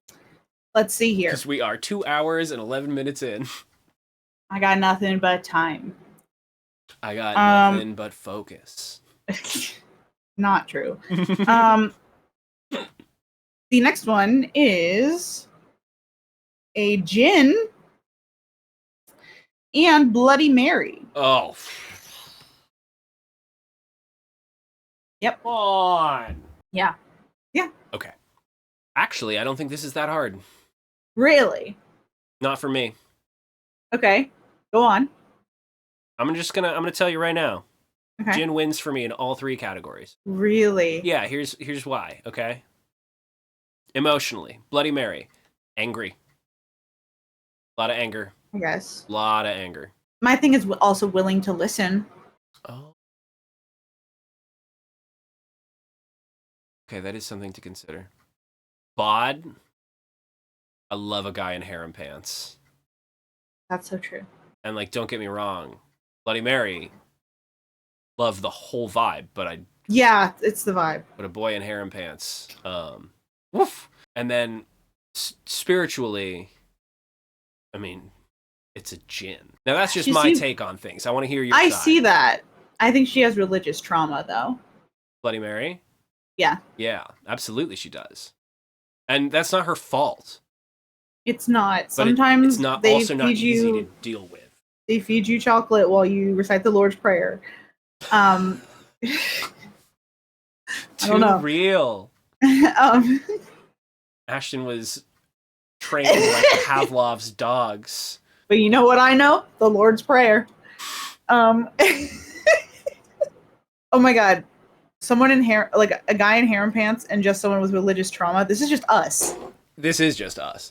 All right, let me look up some pictures here, just in case. I think everybody's got a good idea of Bloody Mary, woman covered in blood in a mirror. In case anybody is unaware about the Djinn. Low. Oh yeah. Yeah, look at these boys. Oh, look at that hair. mean, come on. Oh, braids and Once again, another stinky one, but like a little stinker. I do love Bloody Mary though. Mm-hmm. And I've long been frightened of. Maybe that's why I'm reluctant to go with Bloody Mary here on this one because it's like I've been frightened of Bloody Mary for my. See, that's fair. Oh, maybe I should just leap. You could take that leap, but also like, why don't you stick with something that you are comfortable with? Like, there's nothing wrong with that. You know what? This is one of those scenarios where the Djinn is like everything that I want, but like turns out to be, I think, kind of a dingus. Mm-hmm. Whereas Bloody Mary is the thing that I'm afraid of, but like is actually right. Yeah. I'm turning it around. I'm giving it all to Bloody Mary. Thank you. That was a nat 20 persuasion check. Thank you very much. Damn, nat 20. What are you, a bard? No. If anything, I'm a barbarian. No, I'm not. Okay. Did I ring the bell? No, you didn't. I was about to say it. Bloody Mary. Beautiful. Beautiful. Bloody Mary beautiful, takes this round. Beautiful. All right, here we go. Two very American things. Bigfoot versus the goat man of the old Alton Bridge. Oh, no. Mm-hmm. Oh, wow. Okay, we all know Bigfoot. Yeah. Bigfoot's a staple. This is number one most famous cryptid of all time. Mm-hmm. I've said this before about specifically Bigfoot. Bigfoot, he's going to provide for you. Absolutely. And it's going to be missionary at 8 p.m. lights on. You think? I genuinely think so. Okay. He's like reliable, sturdy. Yeah. Like isn't a daddy, but like is ready to be a dad. Pretty elusive boy though. Yeah. Oh, or an wow. almond. Oh, that's horrifying. Oh, yeah. Shout out to all the men who ghosted me. Second time. Dang. Wow. Goatman is some powerful stuff here. Goatman is some powerful stuff. Mm-hmm. Ooh. Now let me just start off. I know this might be a hot take. Mm. Kind eyes on the Goatman. Kind eyes on Bigfoot too. I'm sorry. Both kind eyes. Both kind eyes. Now, kind eyes. Great shape. The mayor is there. Great shape. The mayor is there. Here's the thing. Goatman of Old Alton Bridge is known to be a savage murderer. Like, mass murderer. Everyone has their thing. Bigfoot. Just trying to be left alone. Has killed. And will kill again. Has killed and will kill again, but only when necessary, and is just trying to be left alone. That's fair. Now, That's fair. Okay. It's like my real dad. I hope he's not watching. Okay, here's the thing, though. I could see myself living out my days in a cabin with a small farm, off-grid, with Bigfoot. Yeah. That's like some cottagecore. I'm down for that. I think that would be lovely. I'd love to work the field with Bigfoot and then like fall asleep in his loving hairy embrace. Yeah. Goatman, however, terrifies me. Really? Yeah. Something dark behind those kind eyes. It's like something haunting there, which is exciting. And I don't know whether that's better or worse than Sam Squatch. It's really hard. Yeah. Something's off about Goatman. There's a world that involves danger. When Goatman was in high school, Goatman wore a trench coat. This is now our third trench coat reference. And this is a third way that trench coats can be. Will change the game. Yeah. You could hang out with Goatman and it would turn out that he's just like chill as fuck and probably like super smart and loves anime. Yeah. But could be something else. There's also the aspect of with the Goatman you have a very stable home. Yeah. And with Bigfoot you are always on the go. You're always moving. Always moving. Always moving. Which isn't necessarily a bad thing. Not necessarily a bad thing. You could do like camper life with Bigfoot. Oh, I think that just sold me. Really? I think a camper life future with Bigfoot sounds really nice. It really does sound nice. Right? Yeah. I think I'm gonna hand it to Bigfoot on this one. Yeah. Woo! Gotta win. Another one bites the dust. I'm so sorry, Goat Man. Please do not kill us when we go to Old Alton, Texas. We still love you, wood f***. Absolutely. I love you so 10 much. out of 10, but Bigfoot gets an 11 out of 10 on that one. So cool. Okay. Cool. I like that. Cool. We're not this one felt good. No, it was right. Yeah. Cathartic. This was right. This is science. Okay. We got Kelpie. Oh. Beautiful water horse. Beautiful water horse. And a Mul Guisin. The Mul Guisin. Beautiful water lady. Beautiful water lady. The Korean water ghost. Yeah. Oh, yeah. Oh, boy. Oh, boy. All right, let's just look up the Kelpie for the uninitiated here.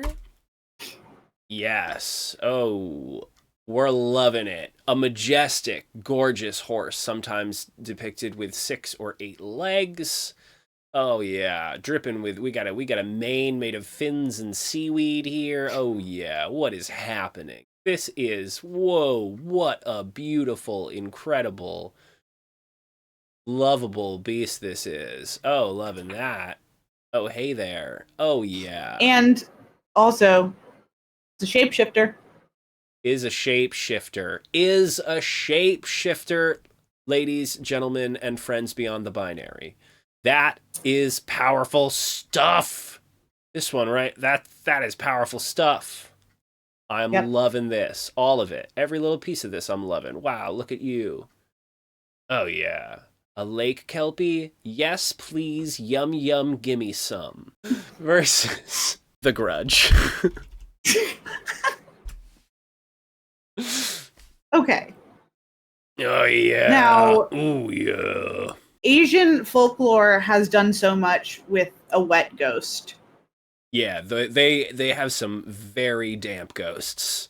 So, like, from what I've learned from Korean dramas, a Mul Guisin, like, just picks someone random and then follows them until that person solves their problem. Like, but like, also, a strong, powerful woman isn't, like, asking someone for help in a way that is demeaning. Like, right, genuinely needs to get something done and isn't afraid to ask for help. Versus the Kelpie, who I feel like is offering help to anyone around, whether they need it or not. Kelpie's like, oh, I see you're walking across the street. Would you like me to help you walk across the street? Like, I mean, I guess it's really, it's like, it's nice of you, but like, okay, like, sure, man. Yeah. But then also like a bank's being robbed. A Kelpie's gonna bounce in there and be like, nay, don't rob this bank. And then they're gonna be like, damn, you're right, Kelpie. You know? Kelpie's it's a helpie. Helping people out, giving people rides. Yeah. Delighting children. And let's not forget, it is also a shapeshifter that does pull people into the water. Yeah, no, I mean, that's also a girl's gotta eat. God forbid women have hobbies. I think on an emotional level, I'm going to give it to the Kelpie. I think Kelpie's more reserved. Mm-hmm. Yeah. I think the Mul Guisin is a little more unhinged. Mm-hmm. Very open, maybe too open. Too open. Overshares. Yeah. Yeah. A lot of oversharing. Which it's not necessarily a bad thing. Classic woman.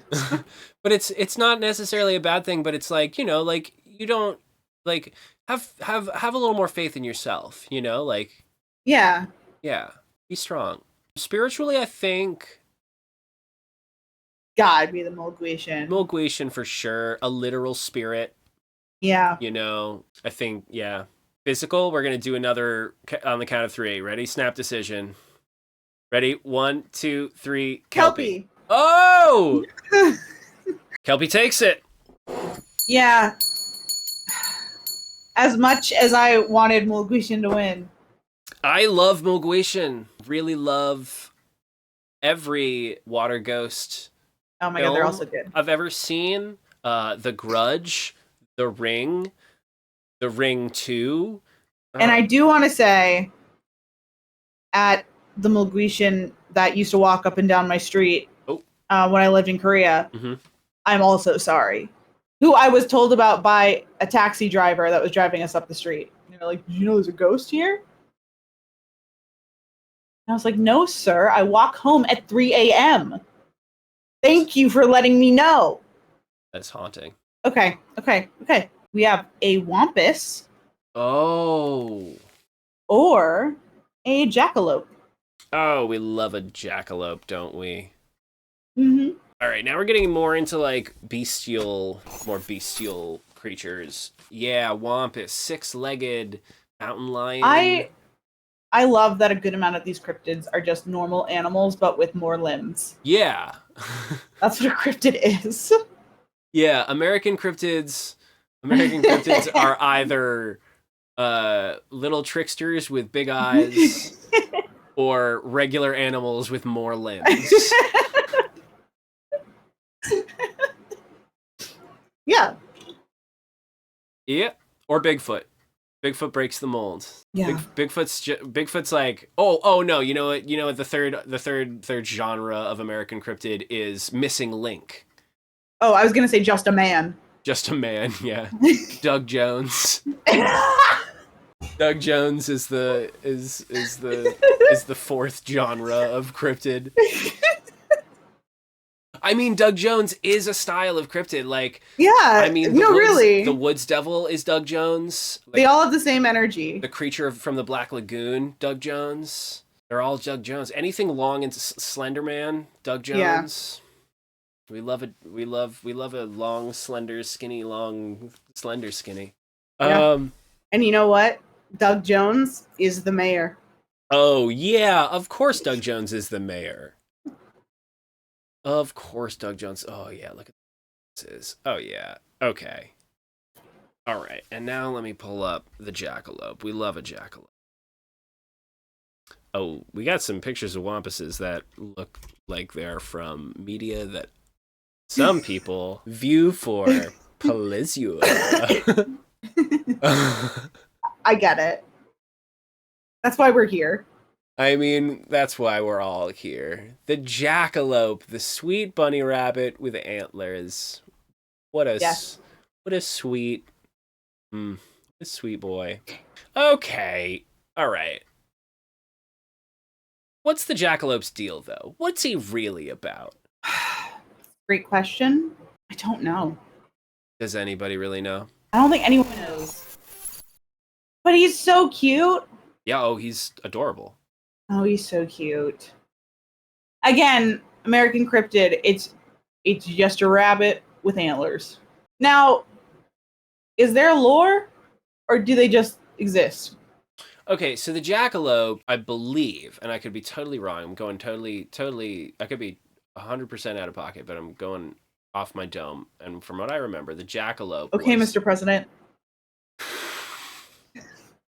The Jackalope was lore among ranchers and cowboys. I think it was like a true American West thing. And then there were taxidermists who would take small antlers and attach them to taxidermied rabbits and have them in like museums of curiosities and stuff. And like there would be like these men who would travel around with wagons of curiosities, and they would have like a taxidermied rabbit with antlers, and they'd be like, this is the legendary Jackalope, and that's it. So it's like, so as far as we know, Jackalope not real, but was a big con across the Old West. All right, I'm gonna say something. Yeah. And it's gonna be 100% real, and I need you to trust me on this. I saw a jackalope at the Boise Zoo. They have them there. I promise you, there is a jackalope exhibit. It's right before you get to the penguins, and it's also hidden. So I remember I was on a field trip to the zoo. We were walking up to see the penguins, and someone was like, "Oh, did you see the jackalopes? They're over this wall that doesn't have any glass." we're gonna go on this journey together. Until this, I thought a jackalope was something else. Because until this moment, I thought those things were real. Okay. Like a bunny rabbit with antlers. Yes. Okay. So we're taking. I don't remember. They didn't have a plaque or any information. It was a very low-key jackalope exhibit. So the jackalope, I'm just gonna read the Wikipedia article, is a mythical animal. It's a mythical animal. So the jackalope. Let me start again for you.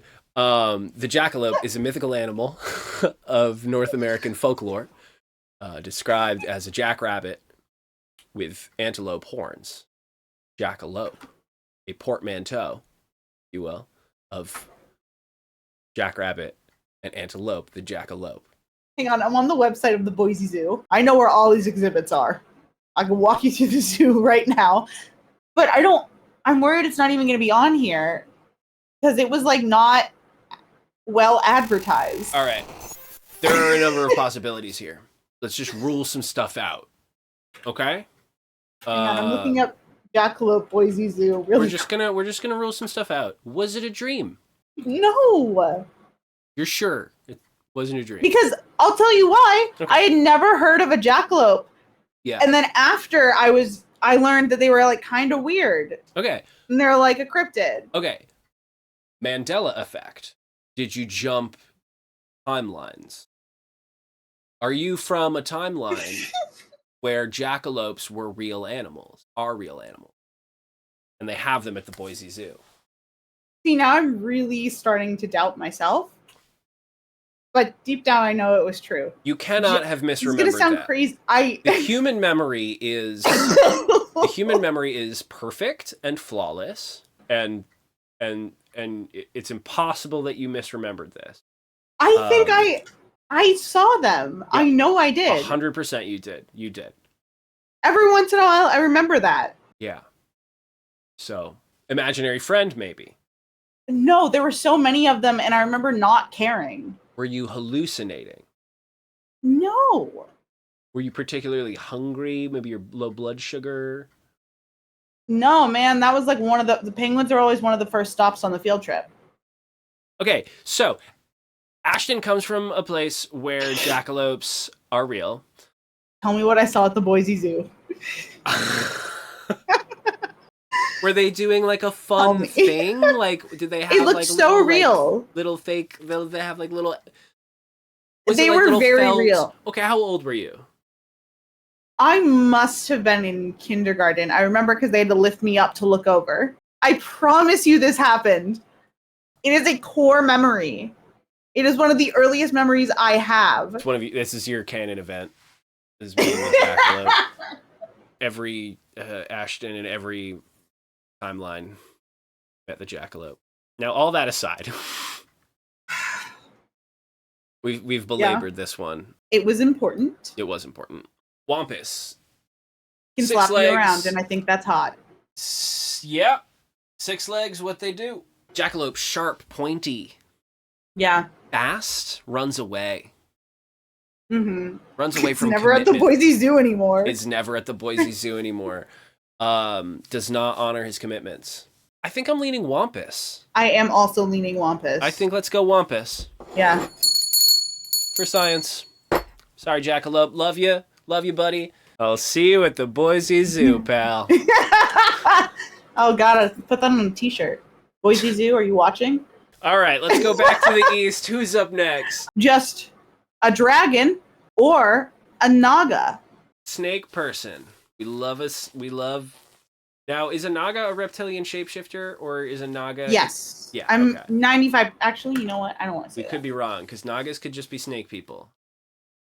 Eldritch snake people. Yeah, half human, half cobra. I think this one's a blowout. I agree, but I'm worried about which side you think it is. I think it's dragon. I also think it's dragon. Yeah, I think it's dragon. Because all right, here's the thing. We're talking about reptilian people. Dragon's got what Naga has. On top of that, dragon knows spells, can shapeshift, is ancient. Kisses well. Kisses real good. And then like also like is wise, knows stuff. Like yeah, I think it's just a blowout. Yeah. Nagas are cool, but dragons are. It was an unfortunate pairing. Yeah, it really was. Gotta be. It's okay. We can get a few more like that. I like that. I like the blowouts. Literally a bookshelf full of like Aragon books behind me. Oh God! Right over there. Right over there. Okay. Yeah. Okay. This is the last matchup of the West. Whoa, that's crazy. And we have two very heavy hitters. Okay. It's a big finale. Oh. Because it is. Oh no. Yeah. It's Slenderman and it's the Mothman. This is difficult. Yeah. This is really tough. Slenderman, just an incredible egregore. Truly a powerful creature here. Mm-hmm. Here's the thing about Slenderman. Young. Very young. New in town. Yeah. Well, for other things about him, Slenderman, fresh on the scene, pretends stolen valor a little bit. Pretends to be older than he is. But a really big swinger. Yeah. Big slender dick swinging.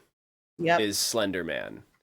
Oh boy, yeah. Really just, and all the art so evocative. Very like current mob boss. Oh yeah. For sure. Young mob boss. Yeah, absolutely.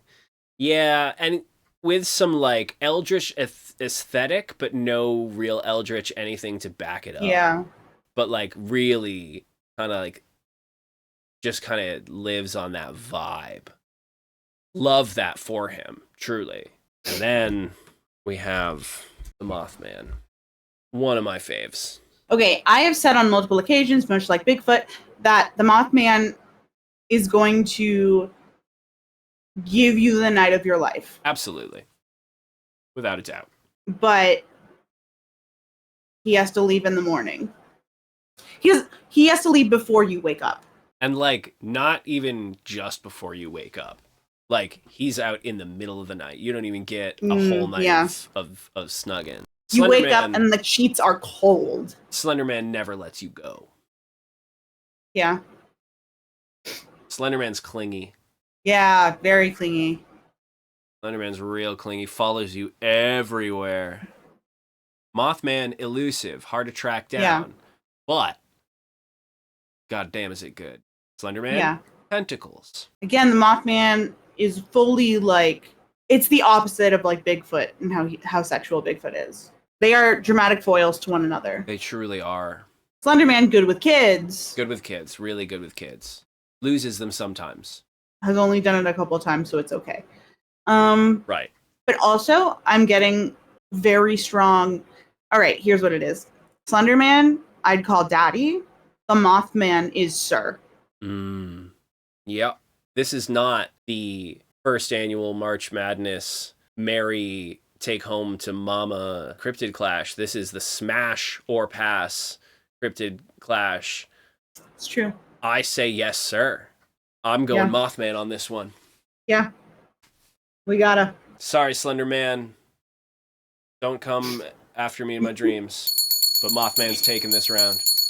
And that concludes round 1 for the West. Is that what Slenderman does? I thought he hides pieces of paper all over the forest. Oh, maybe. And you have to go look for the pieces of paper without him finding you. He wants to play games and stuff, and that's cool, but it's like always games, and he's always following you.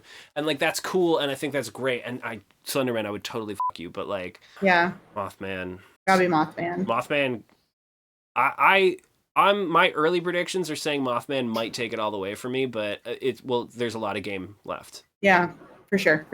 Okay, the final pairing is a Kappa and a vampire. Oh. So both more of like a whole group rather than an individual. Right. So they can have individual hopes and dreams. Right. So we're gonna take personality out of this then, because we could have our dream personality. Well, I don't want to take away the raw sexual romance of a vampire. Yeah, there is. That's given. That's definitely there. The raw sexual romance of a vampire is absolutely, it's ever present.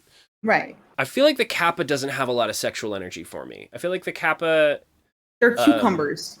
Yeah, they're cucumbers with a bowl in their head.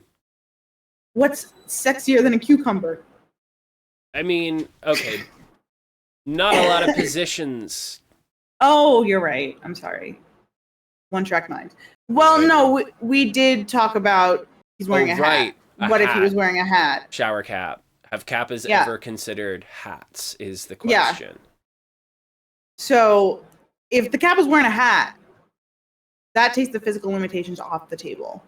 But he is wearing a fucking hat. He's wearing a hat. I'm saying. But your lover is wearing a little buckle. Yeah. I mean, what are we talking about? What are we doing? In all honesty, I can't do it again. This isn't close. I can't do it again. I can't even pretend. This isn't even close. The Vampyr. Yeah. The Vampyr is so much more fuckable. Yeah. Yeah. That was an unfair challenge. Yeah. Yeah. It really was. Takes it. It really was. So that wrapped up round 1 for the East. Yes. Oh my God. We're on to round 2. I am very, very happy that both Bigfoot and Mothman have made it to the second round. I am too. I think it was an inevitability. They're both. I mean, it's not. They carry so much star power. It's hard. Like that. That is an extra edge that they bring to the table in fuckability. Mm-hmm. West Side round 2, first matchup. Who do we got? It is the Jersey Devil. Yep. Versus the Flatwoods Monster. Oh. It's just a great shape. That's the thing about it. Shape. It's a great shape. Okay, if we're meeting the mayor. Yeah, it always comes back to this. Yeah. If we're meeting the mayor, it needs to be the Flatwoods Monster, and I'll tell you why. Mm-hmm. I love the Jersey Devil. I do. He's a bad boy. He's a sexy rock star. God, I love it. He commands attention. Yeah. Too much attention. I want the mayor to notice me. Notice me, Mayor Doug Jones, please. Right. Mayor Doug Jones. I want some of that attention. And Flatwoods Monster is going to be like, hey, have you met my partner? Yeah. I do think the sex is going to be better. With the Jersey Devil? With the Jersey Devil, yeah. I think the sex is going to be better with the Jersey Devil. It's like that episode of Hannah Montana. Yeah, totally. It's like that episode of Hannah Montana. Don't write this down. It was that episode of Hannah Montana where Miley had to pick between Jesse and Jake. Yes. I somehow know exactly what you are referencing. And like, the only way we're going to be able to solve it is if like a gust of wind comes in the room. Yeah. And like an image of him falls in front of me. Mm-hmm. And then the other one that I don't pick up, that's the one I go with. Sorry to spoil that episode of Hannah Montana. Yeah. Okay, here's the thing. Gilmore Girls. Go on. The Flatwoods Monster is Dean, and the Jersey Devil is Jesse. Yeah. Actually, no. The Flatwoods Monster is Luke. Dependable and good and like just a all-around solid. Mm-hmm. You know, all-around solid, nice shape, great shape. Great shape. Just the greatest shape. And Jersey Devil is bad boy that could be good boy. Yeah. Now, who do you like better, Luke or Jesse? Great question. Yeah, right? I'm also going back to the Hannah Montana thing, and I'm thinking about which one betrays her in the end. Right. This is really hard. I feel like the Flatwoods Monster feels safe, but almost in a boring way. This is smash or pass. Yeah. Gotta be the Jersey Devil. I think the Jersey Devil takes it. It's gotta be. All right. Starting off round 2 with a bang, taking out the Flatwoods monster. I mean, we love an alien. I mean, we love a great shape. We love the shape. We love the shape. We love a story about a great shape. And unfortunately, this one came to an end here in round 2 with the Jersey Devil taking the W on that one. Let's head over to the East and check in with our first pair of winners. My 2 kinks, the Kraken and Spring-Heeled Jack. Oh dear God! Oh God! The Kraken versus Spring-Heeled Jack. Incredible energy from both. Incredible energy. Powerful, massive, majestic, ancient energy from the Kraken. Coming out the gate with a mass of giant tentacles, could crush a schooner in 5 seconds flat. I mean, big, strong energy out of that one. Spring-Heeled Jack. Little stinker. Dastardly. Pointy little mustache. Tie you to train tracks. Tie you to the train tracks, but untie you just before you get hit by the train.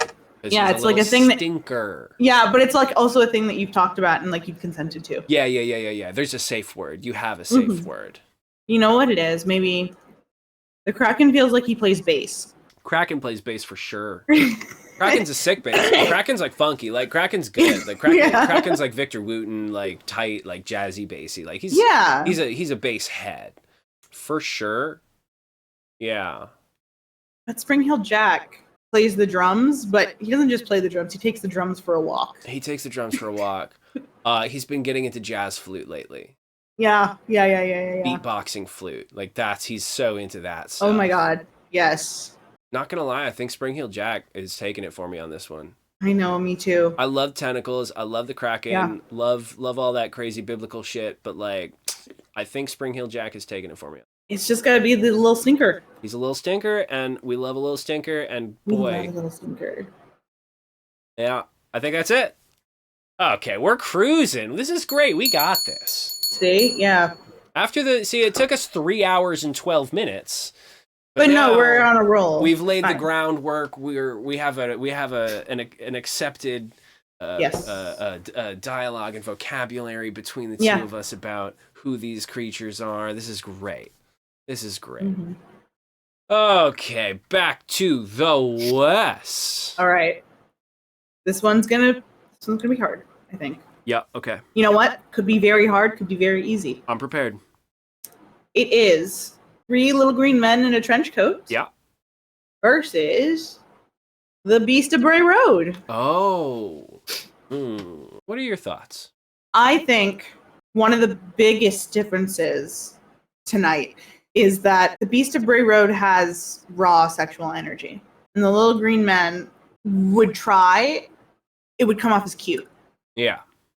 Beast of Bray Road, not afraid to show his emotions. Green men... little cagey. Yeah, a little cagey. Yeah, fun. Stinkers. Yeah. Not as fun as say Spring-Heeled Jack. Yeah. I think it's going to the Beast of Bray Road on this. It's gotta. Yeah, we can't pull punches. We gotta go straight for the throat here. Beast of Bray Road. Next one is a mermaid or a bunyip. Oh, I mean, I don't know how you feel about this. I mean, it's smash or pass. Yeah. So I'm gonna have to go with the mermaid. I gotta go mermaid too. Yeah. I mean, bunyip's cool. Love the lore of bunyips. Love what they kind of their whole vibe. But smash or pass. Mermaid. Gotta be a mermaid. Yeah. Mermaid's taking it. Gotta be. This is great. The next one we're doing La Llorona. And Bigfoot. Oh, dear God. Yeah. Both family oriented. And you know what I'll say? I didn't think I'd see myself wanting to kick Bigfoot out in the second round. But we know Bigfoot's a safe choice. Yeah. But we're not here for safety. You're right. Yeah. Yeah, I think it's La Llorona. It's got to be. Dang. Wow. I'm so sorry, Bigfoot. I love you so much, but it's got to be. We're going for the smash now. Yeah. I feel like as this progresses, like the qualifiers are slimming down. Like it's now becoming much more smash focused. Yeah. Yeah. All right. Okay. The next one is Bloody Mary. Bloody Mary. And a Kelpie. The horse and the horse girl. Yeah. As much as I feel free, I want to hear a rebuttal on this if you've got one. But as much as I want to see Bloody Mary go up against La Llorona, I think that would be an incredible matchup. I do think I'm more attracted to the Kelpie. You know what? I was on the fence until you said that, and I'm starting to agree. It's just so majestic. Yeah. And like Bloody Mary, there's shock value to Bloody Mary. Yeah. There's like some real dark stuff going on with Bloody Mary, and I love that. But I think I look at that Kelpie and I'm like, that is a seaweed horse. And I could stay around. Yeah. If that Kelpie's hanging out at the party, I'll come. I mean, like, I'm tired. Yeah. But if the Kelpie's hanging out at the rap party, I'm there. You know what I mean? Yeah. For sure. Yeah. Wow. I'm sorry, Bloody Mary. I think it's got to go to Kelpie. The Kelpie takes it. The bell was such a good idea. Yeah, it's great. This one I think is going to be really quick. Okay. Is going to be the Wampus. Yeah. Versus Mothman. Oh, yeah, no. There's no question in my mind. Wampus is cool. We've already discussed. It's gotta be Mothman. It's gotta be Mothman on this. That was an easy one for him. Yeah. Awesome. Mothman takes it. Yeah. Great. Wow. Okay. Yeah. Now this is me as a 13-year-old girl. This is my fantasy here. Oh. Uh-oh. And it is Dragon. Yeah. Versus Vampyr. Oh God. Also my fantasy. Mm-hmm. Oh no. Yeah. This is where it all comes to a screeching halt because these are both very powerful, very sexually charged beings. Yeah. And when I was 13, I was reading about both of them. Same. And when I was 13, I wanted to be both of them. I wanted to ride both of them. I wanted to be a vampire for sure. I definitely wanted to be a dragon rider. Another really embarrassing thing about my backstory. Growing up, I had this gut feeling that I was going to be successful, but I only got that feeling when I thought about being a dragon rider. I don't know what that means for me mentally. Well, we just gotta get you on the back of a dragon. I gotta get on a dragon. We gotta get you on a fucking dragon. That's it, girl. It's just it really is like the raw sexual energy of a vampire should like make it a heavy contender, but it's a dragon. Yeah. Okay. I'm gonna say something. Yep, I'm listening. And if I'm wrong, I'm all ears. Please stop me. Hit me. A dragon is a little bit elitist. Oh yeah, for sure. Okay. Yeah. And the vampire is very as far left as you can go. Is the vampire gonna turn me? If you want it to. Yeah, I'm gonna go vampire. I think I'm gonna go vampire on this for me. What do you where are you leaning? I want to say mentally you're right, but emotionally it's a dragon. For me. Man. Okay. Like not their emotions, my emotions. Okay. All right. Hold on. What is a more impressive feat in Dungeons and Dragons? Sleeping with a vampire or sleeping with a dragon? And I thought you were going to specifically say riding. No. We're talking about smash or pass. Yeah. Both. Both are impressive. Man, honestly, I think it's a dragon. Okay. I'm going to back you on this. I don't know if you should. I don't know if you should. I think I'm gonna, though. I love vampires. I love vampire mythology. I think it's incredible. But they're inherently sexual. They are. A dragon also makes me feel, it's like a nostalgia thing. Yeah. It's like, okay, it's like, is it the person that you like grew up next to and like, was your childhood friend into Right. adulthood, and then you had to go separate ways for college. Right. And then the vampire is the guy you meet in college. The guy you meet in college. Oh. Smash or pass, I'm going vampire. It is smash or pass, and it has to be vampire. It's got, that took some turns. I know, but we have to do it. But the vampire takes it. We have to go as deep as possible. Otherwise, it's not scientific. The Jersey Devil. Yep. And the Beast of Bray Road. Oh, wow. They both feel like they wear leather jackets. Leather jackets for sure. They both ride motorcycles. They both ride motorcycles. Oh my God, they both ride motorcycles. Oh, here's the problem. They ride in the same gang. Oh no, they should kiss. They're brothers. Oh, okay, never mind. No, they're motorcycle brothers. They should kiss. They're stepbrothers. They're not real brothers. They're just motorcycle brothers. They're ride or die. Oh, man. Can we just threesome? Oh, man. It would truly be like a hard dom and a soft dom. Like a hard dom, like going wild, and then the soft dom talking you through it. But it's got to be one or the other. I know. We can't have this fantasy right now. Okay, I go to dinner. The mayor's there. The mayor's there. The mayor's there. Yes. He keeps looking over at my table. Yes. He has a concerned look on his face. Why? Because of the person sitting next to me. Okay. Who is? Either the Jersey Devil or the Beast of Bray Road. Right. He's looking over at both. Yes. Because this guy does not meet the dress code. Right. And it's a special night. It's a special night. It's not like a pretentious restaurant. Like, there was an invitation. Right. Okay. It's a wedding. It's a wedding. You took him to a wedding and he's wearing a leather jacket. Yes. Yeah. Mm-hmm. Okay, here's the thing, though. Okay, so the Beast of Bray Road, here's the thing, though. The Beast of Bray Road is smoking cigarettes at his table and putting them out in a champagne glass. But the Jersey Devil is setting tablecloths on fire. Mm-hmm. There's something about the Beast of Bray Road that feels... They're both bad boys. Bad boys, for sure. But the Beast of Bray Road feels more like there's a sweet hidden part of him, that you can sometimes see that comes out. And the Jersey Devil, you're not sure if he has another side. Yeah, you're not sure if he's ever going to get it.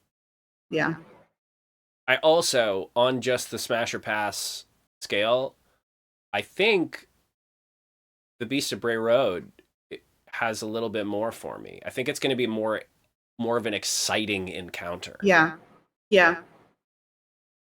Yeah. Like, I might genuinely fear for my life at some point. And I think that would be... Yes, and that would be hot. Yeah. If you do it with the Jersey Devil, it also would be hot, but there would be a fear where you're like, this might actually happen. Yeah, okay. I think it goes to the Beast of Bray Road. Sick. Wow. La Llorona versus the Mothman. Oh. Both hot. Hot. This is tough. Ashton. Opposite ends of the gender spectrum. Yep. Incredible feminine energy, incredible masculine energy. Yeah. Here's the thing. I'm just going to say this, okay? I think that in this day and age, we would be remiss not to recognize female empowerment in this moment. Yeah.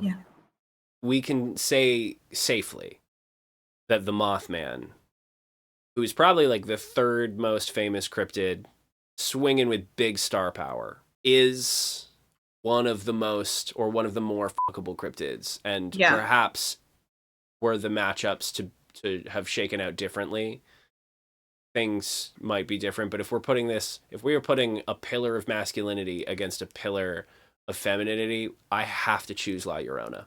Yeah. I love a powerful woman. Yeah. I love a strong woman. Mothman loves them in theory. Yeah. That's crazy. But yeah. Wow. I can't believe we just did that. I know.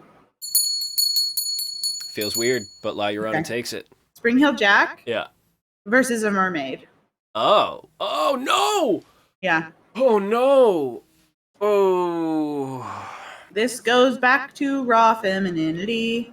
Again, it's like very two ends of the gender spectrum, like a little stinky man, little stinky man, and a goddess. Mermaid. I have to. I can't. I would fuck the shit out of Spring Heel Jack. You know I would. You know I would, Ashton. Don't give me that. I'm thinking because he specifically would fuck the shit out of me. Yeah, I mean, yes. Maybe not the other way around. Yeah, is what I'm trying to decide. True. And we're talking about well, this could go either way. He's a little stinker, but so are all men. Wait a minute. What Mermaid got? What parts Mermaid got, huh? Ashton. Hey, Ashton. Yeah. Hey, Ashton, we're talking about most fuckable cryptids, huh? Yeah. What parts Mermaid got? Well, if we're going by every single piece of mermaid media, they have tail and legs and can switch between the two. Oh, okay, Mermaid. Okay, I need to stop picturing Spring Heel Jack as Launchpad McQuack, and then I will be okay. Okay, yeah, that's fine. Mermaids. He's so dastardly, though. He is so dastardly, though. No, we can't. No. We already rung the bell. The bell. Okay. Up next is a Kelpie and a Vampyr. Oh. Vampire and horse? Yeah, which is sexier. It's like, dude, vampire and dragon, vampire and horse. Come on. This is insane. This horse is a shapeshifter. Shapeshifting horse. Vampyr. Shapeshifting seaweed horse. Vampyr. Okay. What type of vampire are we doing? Can they, do they breathe? I guess maybe they don't need to breathe because they're dead. Why would they need oxygen? Right. No, they don't breathe. Okay. Endless, are you going for endless? Is that where your head's at right now? Well, I'm back to Aquaman, yeah. Okay. So I guess neither really has a need to breathe. No. They can both shapeshift. Yeah. And I would love to kiss a bat. Would love to kiss a bat. So cute. I've said this many times. They're the cutest animal. Yeah. Unfortunately, can't kiss a bat. No, can't kiss a bat. Don't kiss a bat. But should. But shouldn't. Don't. Yeah. I think I'm leaning towards the Vampyr on this. I think I also am. Yeah. Yeah. I think that's it. I think the Vampyr takes it over the Kelpie. Great. Cool. Semifinals. Who's our last pairing for the West? The Beast of Bray Road. Yeah. And La Llorona. Oh no. Here's the thing about the Beast of Bray Road.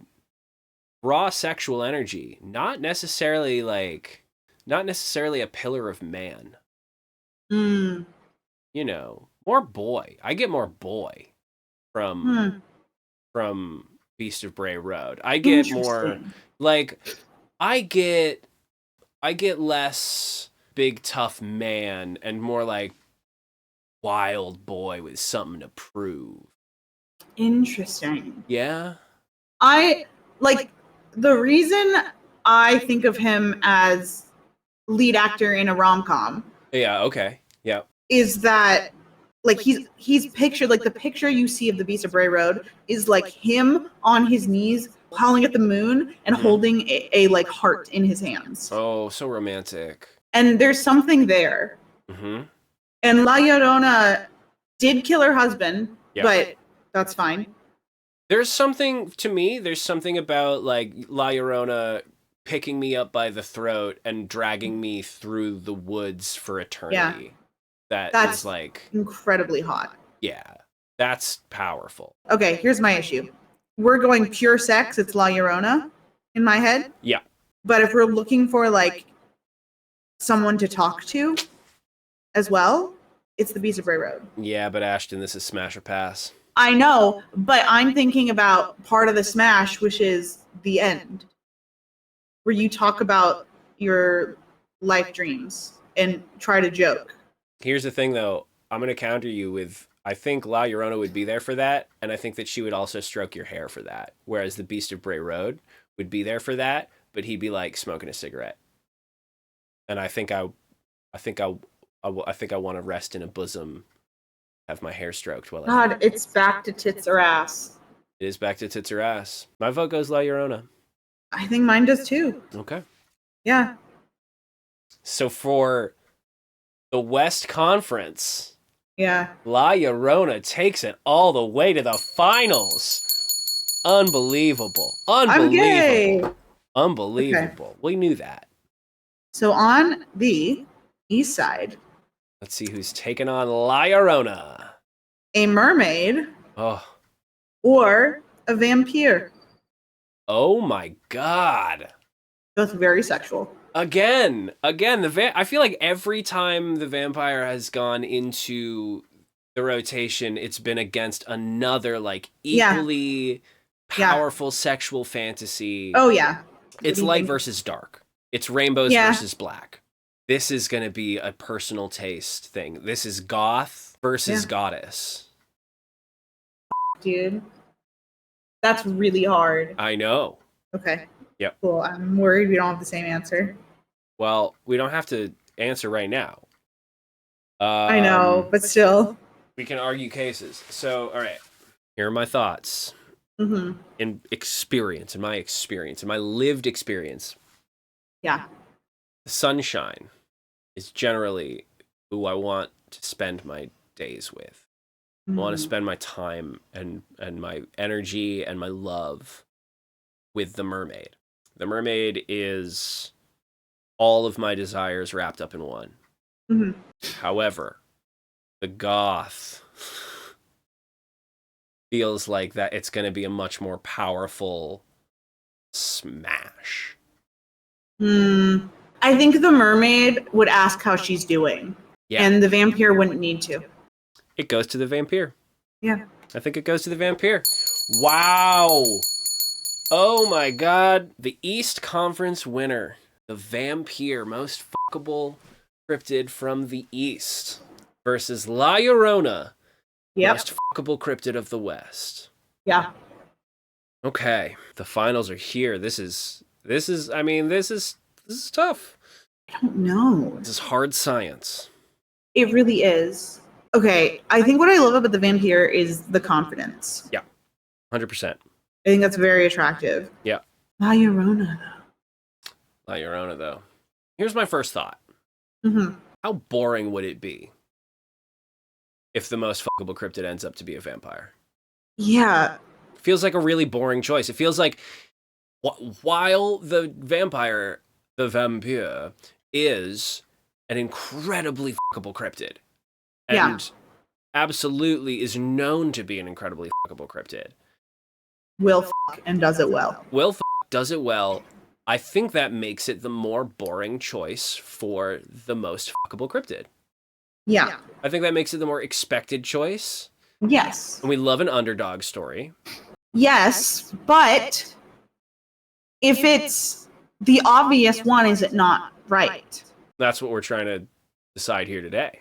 It feels like almost reigning champ vampire versus La Llorona, which most people didn't know existed until the movie. What? Yeah. Well, most white people didn't know it existed until the movie. I'm sorry. That's crazy to me. Yeah.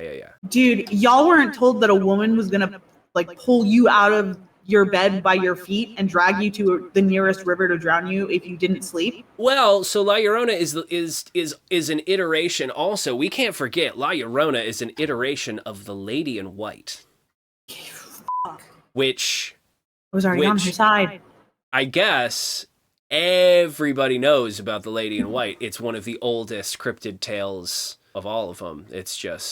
You've seen the Lady in White. Everybody knows of everybody's heard of a lady in white that walks through the woods or by the river or whatever at every camping spot you've ever been to. Every state has a lady in white, and La Llorona is one of those. Like the lady in white is like the cryptid, I guess, genre that La Llorona is. As skunk ape is Bigfoot, La Llorona, or as skunk ape is Sasquatch, La Llorona is Lady in White. Bigfoot is Sasquatch, La Llorona, Lady in White. Yeah. Okay, so we're not talking about an underdog story. No. We're talking about the Lady in White.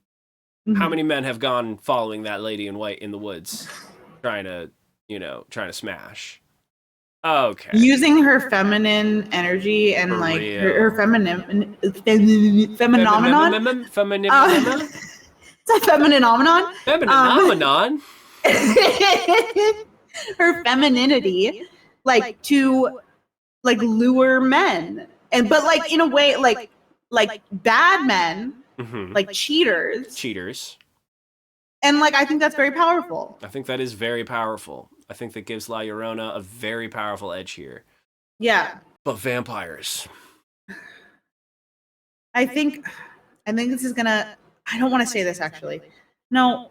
You have to now. You're legally required to now. It feels like it's gonna come down to the raw sexual energy of a vampire versus that having a good Mexican wife with a fat ass. Oh my god. You're right. That's what it is. You're right. I'm gay. I can say that. Mm-hmm. And Mexican. Yeah, you've got all your bases covered here. Feel free to fight me on this, but I think it is enough to say that the Vampyr is the most fuckable cryptid in the East.